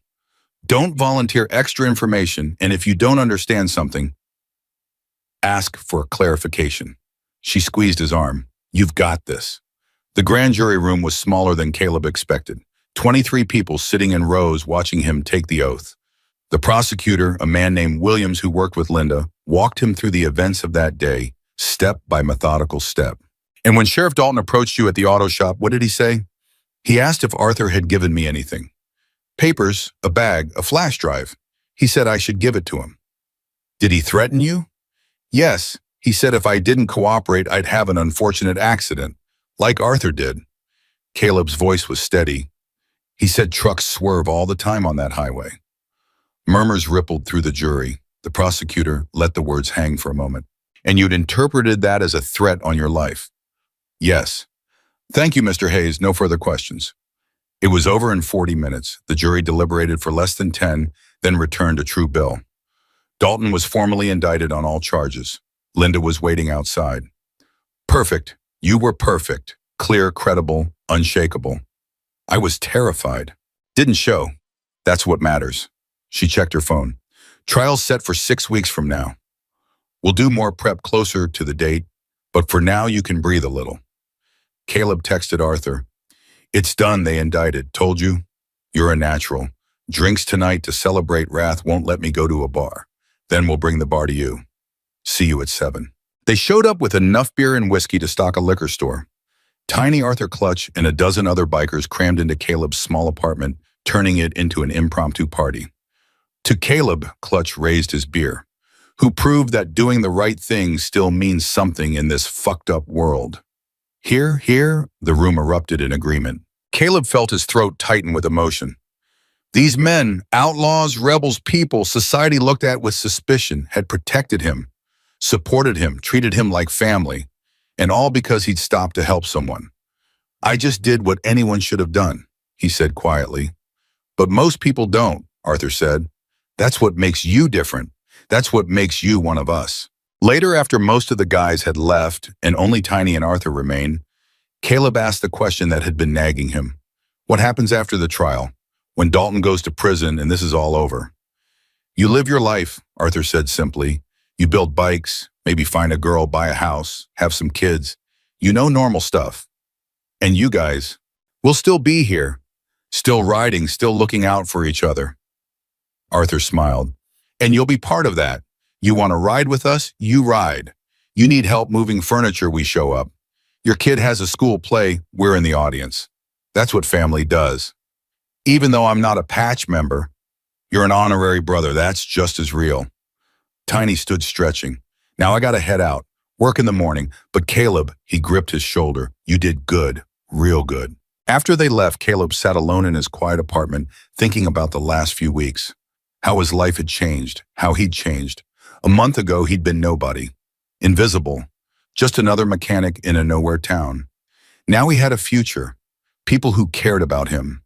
A purpose. And all because he'd made one choice on a hot highway in Arizona. One choice that had seemed so simple at the time, stop in to help. His phone buzzed. Uncle Vernon? Heard you testified. You okay? Caleb stared at the message for a long time before responding, yeah. I'm good. Better than good, actually. Good. I'm proud of you, kid. Your daddy would be too. Thanks, Uncle Vernon. That means a lot. You need anything you call. I mean it. I will. Caleb set the phone down and looked around his apartment, at the certificate on his dresser, at Wrath asleep on the couch, one hand resting on his pistol even in sleep, at the keys to his Softail hanging by the door. This was his life now. Complicated, dangerous sometimes, but real. full of people who showed up when it mattered. He wouldn't trade it for anything. Outside, the Phoenix night was alive with sound traffic sirens, the distant rumble of motorcycles heading home. Caleb stood at his window watching the city lights and felt something he hadn't felt in years. He felt like he belonged. Tomorrow would bring new challenges. The trial was still coming. Dalton's reach might still extend beyond prison walls. The threats might continue. But tonight, Caleb Hayes was exactly where he needed to be, and that was enough. The trial started on a Monday morning in October, 6 weeks after the grand jury indictment. Caleb woke at 5 a.m. to find Rath already dressed in a suit that looked uncomfortable on his massive frame. "Didn't know you owned a suit," Caleb said. "I don't. Borrowed it from Clutch." Rath tugged at the collar.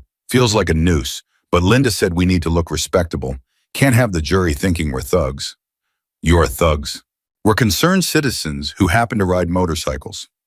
Rath's deadpan delivery almost made Caleb laugh despite his nerves. "Now get dressed. We leave in 30 minutes. The courthouse steps were packed with media. Cameras, reporters shouting questions, microphones thrust forward like weapons. Caleb froze at the sight. "Keep walking," Arthur said, appearing at his elbow. "Don't look at them. Don't answer anything. Just walk." They formed a protective circle around him. Arthur Rath, Tiny Clutch, and a dozen other bikers, all in suits and ties. The reporters surged forward but couldn't break through. "Mr. Hayes, is it true you're being threatened?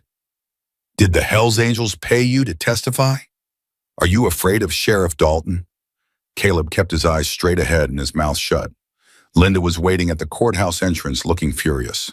"I told them not to camp the steps," she muttered. "Judge is going to have security clear them out." Inside, the courtroom was smaller than Caleb expected, but packed with people. Dalton sat at the defense table in an orange jumpsuit, looking older and harder than Caleb remembered. His eyes found Caleb immediately, and the hatred in them was a physical thing. Caleb's hands started shaking. Arthur noticed and leaned close. "He can't touch you. He's in chains. You're free. Remember that." The judge, a stern woman named Martinez, called the court to order. The jury filed in 12 ordinary people who would decide Dalton's fate. Some looked curious, others bored one woman openly hostile. "The state may call its first witness," Judge Martinez said. "The state calls Agent Arthur Caldwell." Arthur took the stand, was sworn in, and spent 90 minutes walking the jury through his undercover operation. How he'd infiltrated the cartel's network. How Dalton had facilitated drug shipments through his county in exchange for massive payoffs. How Arthur had documented everything. Dalton's lawyer Richardson was everything Linda had warned about. Slick, aggressive, relentless. "Agent Caldwell, isn't it true you violated protocol by not informing your superior officers of your activities?" "I informed the appropriate people." "Yes or no, Agent? Did you follow standard DEA procedure?" Arthur's jaw tightened. The situation was fluid. Standard procedure would have compromised the operation. "So you broke the rules?" Richardson smiled like a shark. "And in breaking those rules, you fabricated evidence to frame my client." "I fabricated nothing. Every document, every photo, every transaction is real and verified." "By whom?" "Your biker friends." Richardson gestured dismissively at the gallery where the Hells Angels sat. "Hardly credible witnesses." "By federal forensic accountants, by digital analysis experts, by testimony from 3 separate cartel members, who were offered deals in exchange for their testimony. They'd say anything to save themselves." The back and forth went on for hours. Richardson tried every angle to discredit Arthur to make his evidence seem tainted or manufactured. But Arthur held firm, his answers clear and consistent. During recess, Caleb found Arthur in the hallway looking exhausted. "You did great," Caleb said. "I felt like I was wrestling an eel." "Slippery bastard." Arthur drank from a water fountain. "Your turn's tomorrow. You ready?" "No." "Good. Fear keeps you sharp. Just remember, tell the truth. Stay calm. Don't let Richardson bait you into anger." Arthur gripped his shoulder. "You've got this, kid." That night, Caleb barely slept. He ran through Linda's prep questions over and over in his head, trying to anticipate what Richardson would ask, how he'd twist things. Morning came too fast. Rath made him eat breakfast even though his stomach was in knots. "You're going to need energy. Testifying's harder than you think." The courthouse was even more packed than before. Word had spread about the mechanic who'd saved the undercover agent, and people wanted to see him in person. The state calls Caleb Hayes. Caleb's legs felt like water walking to the stand. He placed his hand on the Bible and swore to tell the truth, then sat down and faced the courtroom. The jury watched him with interest. Dalton watched him with murder in his eyes. Linda started gently. Mr. Hayes, can you tell the jury what you were doing on the afternoon of August 14th? Working at my uncle's auto shop. It was a normal day until I heard the crash. And what did you do when you heard it? I ran toward it. I saw a man on a motorcycle lying in the road bleeding. I tried to help him. Did you know who this man was? Not at first. I saw his vest said Hell's Angels, but I didn't know his name or anything about him. I just knew he was dying. Linda walked him through the whole story. The tourniquet, Arthur's warning about Dalton, the leather roll hiding the evidence. Caleb kept his voice steady, his answers clear. Then Richardson stood up for cross-examination, and the temperature in the room seemed to drop. Mr. Hayes, you testified that you tried to help Mr. Caldwell, but isn't it true you saw an opportunity? An opportunity for what? To ingratiate yourself with a notorious criminal organization. The Hell's Angels. Richardson's voice dripped condescension. You saw that patch, and you saw a chance to join their ranks. No, I saw a man bleeding to death. Really, because within days of this incident, you were living at a Hell's Angels compound, working for a Hell's Angels affiliated business, riding with them. Richardson consulted his notes. Sounds less like a good Samaritan and more like someone who seized an opportunity. Caleb felt anger rising but forced it down. I went to the compound because people were trying to kill me. The Hell's Angels protected me when nobody else would. How convenient. And in exchange for this protection, you testified against my client. I testified because it's the truth. Dalton tried to kill Arthur. He threatened to kill me. He's guilty. You're not here to determine guilt, Mr. Hayes. You're here to answer questions. Richardson moved closer. Let's talk about this evidence you claim Mr. Caldwell gave you. This leather roll. How do we know you didn't fabricate it? Plant false documents. Because I'm a 19-year-old mechanic, not a forger, and federal experts verified everything. Or the federal agents who wanted to nail my client verified what you and Mr. Caldwell fabricated together. That's not what happened. You expect this jury to believe that a dying man had the presence of mind to tell you to hide evidence, to give you detailed instructions while bleeding out. He didn't give me detailed instructions. He said, hide it and Dalton can't find it. That's it. Richardson's smile was cruel, and yet you knew exactly what to do with it. Knew to give it to the Hell's Angels instead of police, almost like you'd been coached.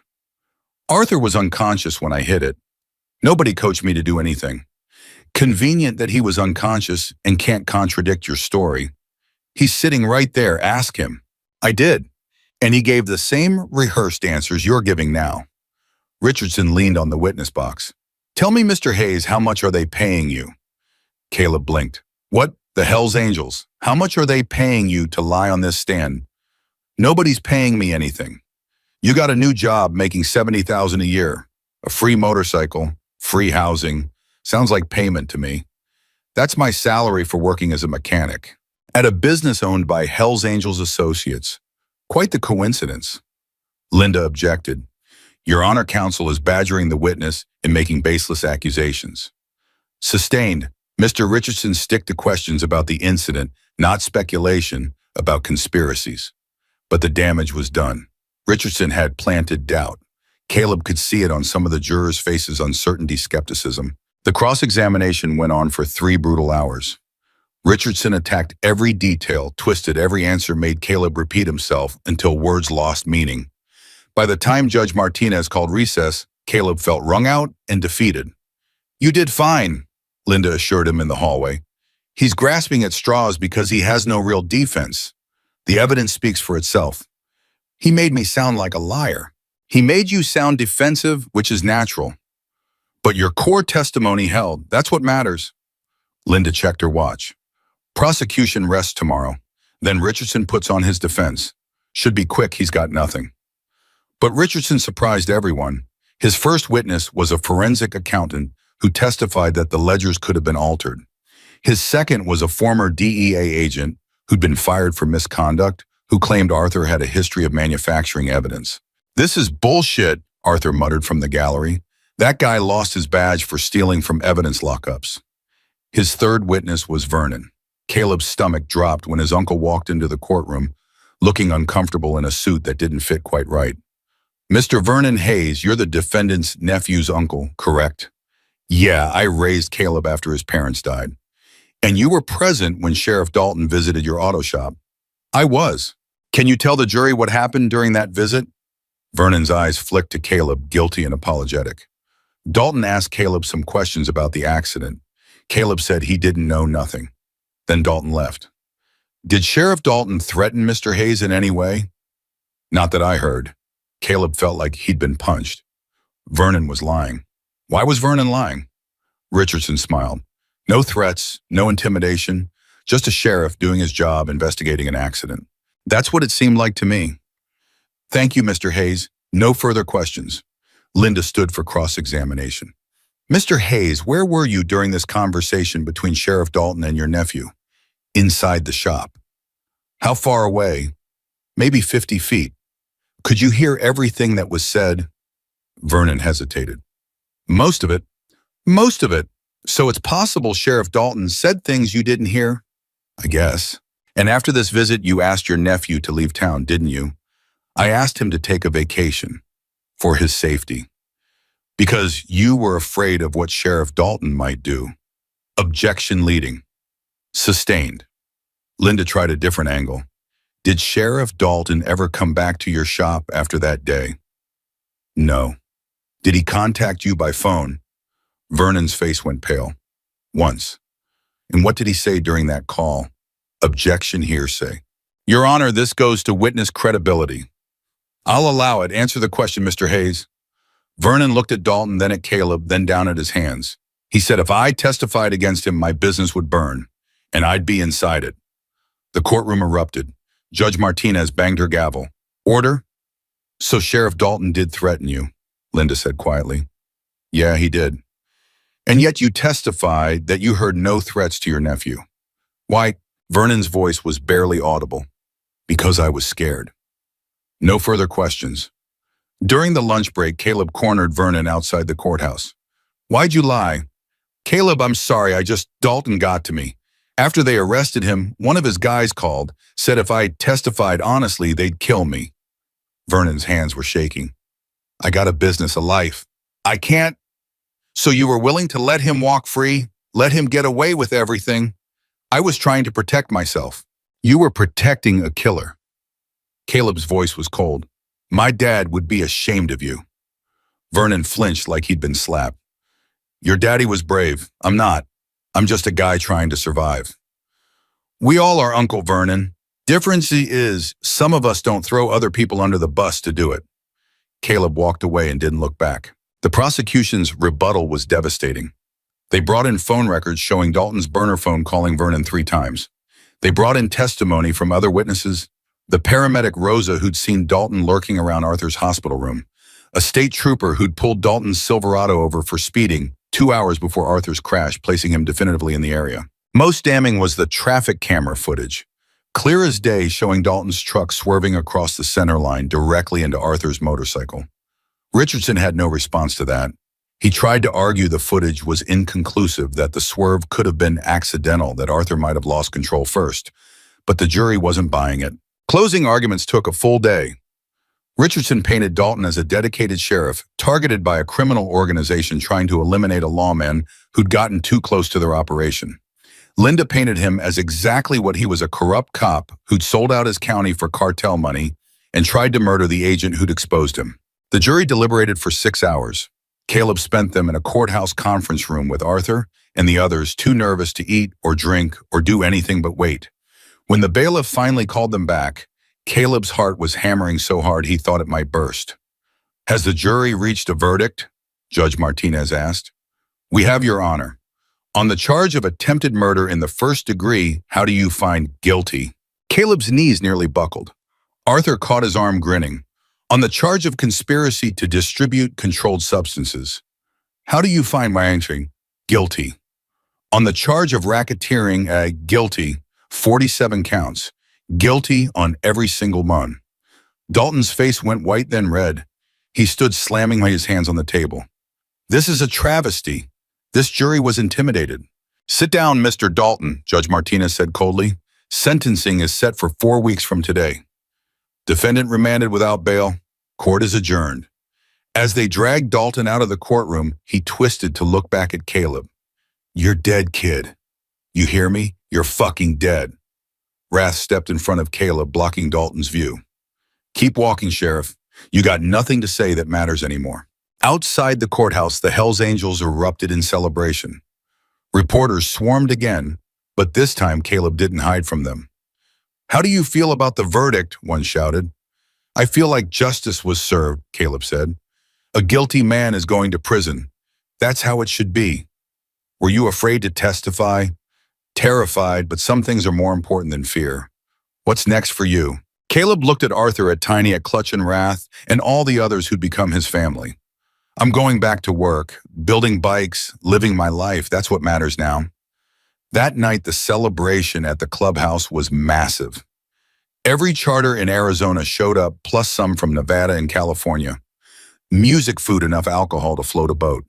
Caleb found himself passed from hug to hug, congratulated until his ears rang. Speech, someone shouted. Speech, speech. Clutch handed Caleb a beer and gestured for quiet. Kid's got something to say. Caleb stood on a chair, feeling ridiculous and overwhelmed and grateful all at once. I don't really know what to say, except thank you. A month ago, I was nobody, just a kid fixing cars in the middle of nowhere. Then I made one choice to stop and help someone, and that choice changed everything. He looked around at the faces watching him. You guys didn't have to protect me, didn't have to give me a job or a home or become my family. But you did, and I'll spend the rest of my life trying to be worthy of that. You already are, kid, Tiny called out. You saved Arthur's life, Clutch added. You stood up when everyone else would have walked away. That's all the worthy we need. Well, I'm grateful anyway. To all of you. You showed me what family really means. Not blood, though Uncle Vernon tried, but showing up when it matters. Fighting for what's right, even when it's hard. That's what you guys do every day, and it's what I want to do too. He raised his beer. To the Hells Angels. To Arthur. To second chances and new lives and doing the right thing even when it's scary as hell. The roar of approval nearly took the roof off. Later, after most people had filtered out or passed out, Caleb sat with Arthur on the clubhouse porch, watching the desert stars. Sentencing's in 4 weeks, Arthur said. You gonna be there? Wouldn't miss it. Dalton's looking at life without parole. 30 years minimum on the attempted murder alone, plus the federal charges. Arthur smiled grimly. He'll die in prison. Good. Caleb didn't feel conflicted about that. He deserves it. Yeah, he does. Arthur was quiet for a moment. You know what the best part of this is? Not that we caught Dalton, though. That's pretty damn satisfying. It's that you proved something important. What's that? That one person can make a difference. That doing the right thing matters. That stopping to help someone, even a stranger, even when it's dangerous, that creates ripples that change everything. Arthur looked at him. You saved my life, but you also saved a dozen other lives we didn't even know about yet.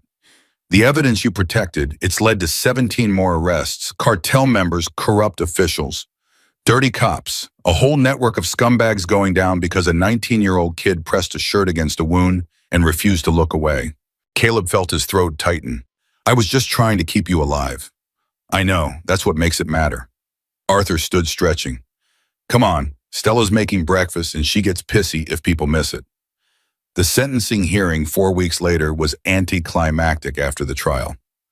Dalton stood before Judge Martinez, shackled and defeated, and listened as she handed down sentence after sentence. Life in prison without possibility of parole on the attempted murder charge. 30 years on conspiracy charges. 20 years on racketeering. To run consecutively, not concurrently. Dalton would die in prison. There was no other outcome. As they led him away, he didn't look at Caleb. Didn't say anything. Just shuffled off in chains, a broken man who'd bet everything on corruption and lost. It's over, Linda said, shaking Caleb's hand. Really, truly over. You can get back to your life now. Thanks for everything. Thank you for having the courage to testify. This case makes my career. She smiled, and more importantly, it puts a dangerous man away forever.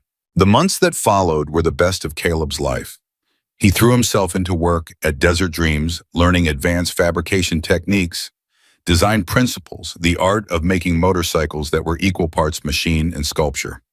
Jack promoted him to lead mechanic with a raise that made Caleb's head spin. He rode with the Hells Angels every weekend, long runs through the desert up to Flagstaff over to California. He learned their traditions, their codes, their bonds. He earned his place among them not through violence or crime, but through loyalty and showing up when it mattered.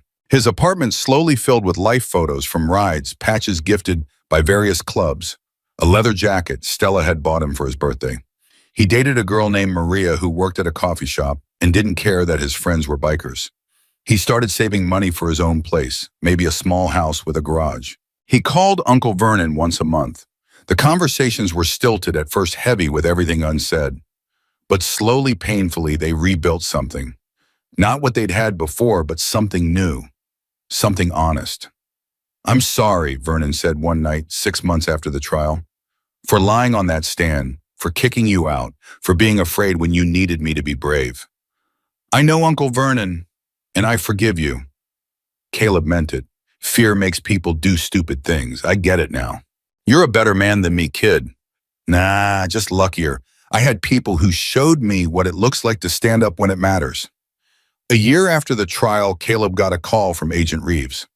"Cordero's going to trial in Mexico. Their prosecutors want you to provide a deposition. Nothing in person, just video testimony about your role in preserving evidence. Will it help the case? It'll seal it. He's looking at 40 years in a Mexican federal prison." "Then I'll do it." The deposition took an afternoon.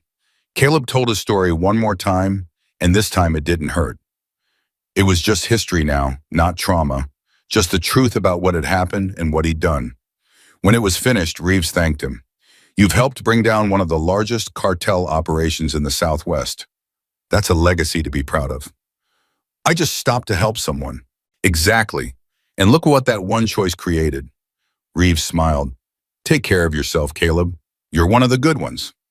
On the first anniversary of the day he'd saved Arthur's life, the Hells Angels threw a party at the clubhouse. Not just Arizona charters from 15 states showed up to honor the kid who'd changed everything. Arthur presented him with a custom motorcycle built by Caleb's own hands at Desert Dreams, but paid for by the club. It was a masterpiece, all chrome and black leather and power. "You earned this," Arthur said, "not just for saving me, but for everything that came after. For standing tall when they tried to break you. For proving that courage isn't about not being afraid, it's about doing the right thing anyway." Caleb ran his hand over the bike's fuel tank, which bore a small engraving, "One choice changes everything." "Thank you," he whispered. "All of you, for giving me a family, a purpose, a life worth living." "You gave us something too," Clutch said. "You reminded us why we do this, why we ride together, protect each other, stand up for what's right. You reminded us that it matters." That night, Caleb rode his new bike under Arizona stars, surrounded by 400 brothers who'd become his family. The highway stretched endless ahead, full of possibility and promise. He thought about his parents, about how proud they'd be. About his dad teaching him to fix engines, about his mom telling him to always help people who needed it. About the values they'd instilled that had saved Arthur's life and changed his own. He thought about Dalton rotting in prison, about Cordero facing justice in Mexico, about all the lives saved because one 19-year-old mechanic had refused to look away. And he thought about the choice he'd made on that hot August afternoon, the split-second decision to run toward the wreckage instead of away from it. That choice had cost him his old life, his safety, his anonymity. But it had given him everything that mattered.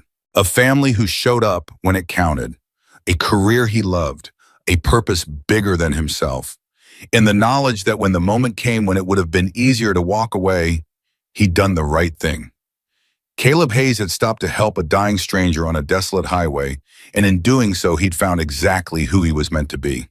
Not a nobody mechanic from a nowhere town, a brother, a friend, a man who stood up when it mattered. And that choice, that one simple, terrifying, beautiful choice to help someone in need, had changed absolutely everything. "This ring, it must belong to you." The words hung in the frozen air as Khloe's trembling hand extended toward the mountain of leather and fury standing before her. Silas's eyes locked onto the gold skull ring, glinting in her palm, the same ring that had cost men their lives to find. His massive hand shot out not to take it, but to grab her wrist, and for one heart-stopping moment, she thought she'd made the worst mistake of her 17 years. Before we dive into what happens next, hit that subscribe button and stick with me until the very end of this story. You won't believe where this goes. And drop a comment telling me what city you're watching from so I can see just how far Khloe's story travels. Trust me, you're going to want to see this through. 48 hours earlier, Khloe Martinez had exactly $17 a backpack with 2 changes of clothes and a promise she'd made to herself. She would rather freeze to death in the Mojave Desert than spend one more night under Roger Hendricks's roof. The Barstow parking lot stretched out like a concrete tundra under the January sky. 2 in the morning, cold that bit through her second-hand jacket like it had teeth. Khloe's breath came out in visible puffs as she huddled against the back wall of a shuttered auto parts store, trying to become invisible, trying to become nothing. She'd been invisible most of her life anyway. What was one more night? The shivering started deep in her bones. She pulled her knees to her chest, wrapped her arms around them, and tried to remember what warmth felt like. Tried not to think about the propane heater in Roger's garage, the one he kept running all winter, while he and his buddies numb. Don't think about that. Don't think about the things Roger made her do, the people who came and went at all hours, the packages she was forced to deliver, the money she wasn't allowed to touch, the threats about what happened to girls who talked. She'd run before twice. Each time the system had dragged her back, and each time Roger's smile had gotten colder. Not this time. This time she had a plan, sort of. Get to Vegas, find work, disappear into the desert sprawl where the system couldn't track her down and deliver her back to hell with a case file and an apology. But Vegas was 150 miles away, and $17 wouldn't even buy her a quarter tank of gas if she had a car, which she didn't. Khloe's stomach cramped with hunger. She'd eaten a gas station burrito 16 hours ago. Before that, nothing for a day and a half. She should move, find somewhere warmer. But where everything was closed. The all-night diner 3 blocks down had an owner who called the cops on loiterers. She'd learned that the hard way during her last escape attempt. Her eyes burned with exhaustion, but she couldn't sleep, couldn't risk it. Roger had connections everywhere, truck drivers, dealers, even cops. He told her that often enough, his breath sour with beer, as he reminded her that running was pointless. A semi roared past on the highway, its running lights cutting through the darkness. Khloe watched it disappear toward Vegas, carrying someone toward, somewhere carrying hope she didn't have. She needed to pee. The thought was mundane, almost laughable given everything else, but her bladder didn't care about her existential crisis. Khloe pushed herself up, legs stiff with cold, and walked around the side of the building. The parking lot was empty except for a few abandoned shopping carts and trash skittering across the asphalt in the wind. She was heading toward the bushes at the far edge of the lot when something caught the light. Something gold. Khloe stopped, squinted. There, half buried in gravel and oil stains, was a ring. She glanced around. Nobody, nothing but the wind and the distant hum of the highway. She shouldn't. It was probably trash. Probably fake. Probably. Her hand reached down before her brain finished the thought. The ring was heavy, solid, real gold if she had to guess, though she'd never actually held real gold before. It was a man's ring, wide and thick, with a skull carved into the face. Intricate details, flames in the eye sockets, some kind of wings or maybe engine parts carved into the sides. And numbers 81. Khloe turned it over in her palm. The inside had an inscription, but it was too dark to read. Her heart started hammering. This was worth money, real money, pawn shop money, food and a motel room money, maybe even a bus ticket money. She closed her fist around it, the metal still cold from the night air. Thank you, she whispered to the universe, to God, to whatever force had dropped this miracle into her path. She shoved the ring deep into her jacket pocket and hurried back to her spot against the wall, mind already racing. She'd wait until morning, find a pawn shop, somewhere that wouldn't ask questions about a teenage girl selling a man's ring. For the first time in days, Khloe let herself feel something other than fear. Hope. Small, fragile, probably stupid, but hope nonetheless. She pulled her jacket tighter and closed her eyes just for a moment, just to rest. The rumble woke her. Not the distant highway rumble she'd gotten used to. This was closer, deeper. Multiple engines, all bass and power, shaking the ground. Khloe's eyes snapped open. Dawn was breaking gray light washing over the parking lot. And filling that parking lot were motorcycles. Big ones. Chrome and leather and attitude. Her stomach dropped. 7 bikes, no 8. More pulling in from the street and the men riding them. Khloe had seen bikers before. Roger sometimes dealt with them, but these were different. These wore colors, patches, a uniform of leather vests with a symbol she recognized even from a distance. A death head, wings, letters she couldn't quite make out but didn't need to. Hell's Angels. Every survival instinct in Khloe's body screamed at her to run, but she couldn't move. She pressed herself against the wall, trying to blend into the concrete. The bikes pulled into a rough circle in the center of the parking lot. Engines cut off one by one, leaving a ringing silence that was somehow worse than the noise. Men dismounted, big men, hard men, men who looked like they'd been carved from the same desert rock that surrounded Barstow. Spread out! The voice cut through the morning air like gravel through a grinder. Check everywhere, every goddamn inch. The speaker was the biggest of them all. 60s maybe, but built like he could still break a man in half and not breathe hard doing it. Graybeard, longer gray hair tied back, in a face that looked like it had been on the wrong end of a few fights and the right end of many more. His vest had more patches than the others. And on his hand, Khloe's blood turned to ice. His ring finger was bare, a pale band of skin where something had clearly been. Recently. Silas, man, you sure you lost it here? Another biker, younger with a shaved head and a scar running from his temple to his jaw. I told you, Reaper, I'm not sure of anything. Silas's voice was tight with controlled fury. I had it when we stopped for Gap. Didn't notice it was gone until we hit Victorville. Somewhere between here and there it came off. Could have been anywhere on the highway. Then we searched the highway. Silas cut him off. That ring doesn't leave the family, you understand me? My brother gave me that ring 37 years ago, 2 weeks before he died in a cage in San Quentin. It doesn't. Leave.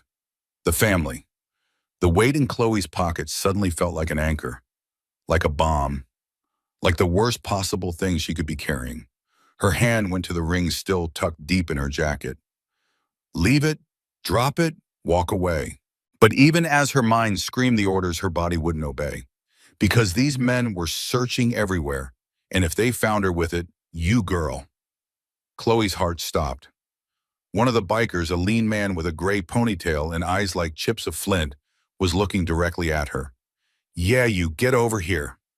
Khloe's legs moved on autopilot, carrying her forward even as her mind shrieked at her to run. She walked toward the circle of bikers, hands shoved in her pockets, one fist clenched around the ring. You've been here all night, Ponytail asked. Yes, I was just sleeping rough. Silas turned his full attention to her, and Khloe felt the weight of it like a physical thing. You see anyone come through here? Any vehicles, anyone on foot? She should tell him, right now, hand it over and maybe they'd let her walk away. But the memory of Roger's fist slamming into her ribs flashed through her mind. The memory of what happened to girls who trusted the wrong men. The memory of every broken promise and every adult who'd failed her. No, she heard herself say. I didn't see anything. Silas studied her for a long moment. His eyes were pale blue, almost gray, and they didn't miss much. You look cold, he said finally. I'm fine. You look hungry. Khloe said nothing. Reaper, give her some cash.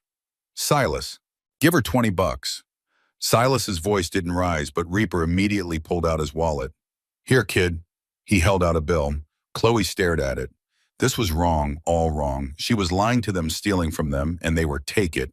Silas said not unkindly.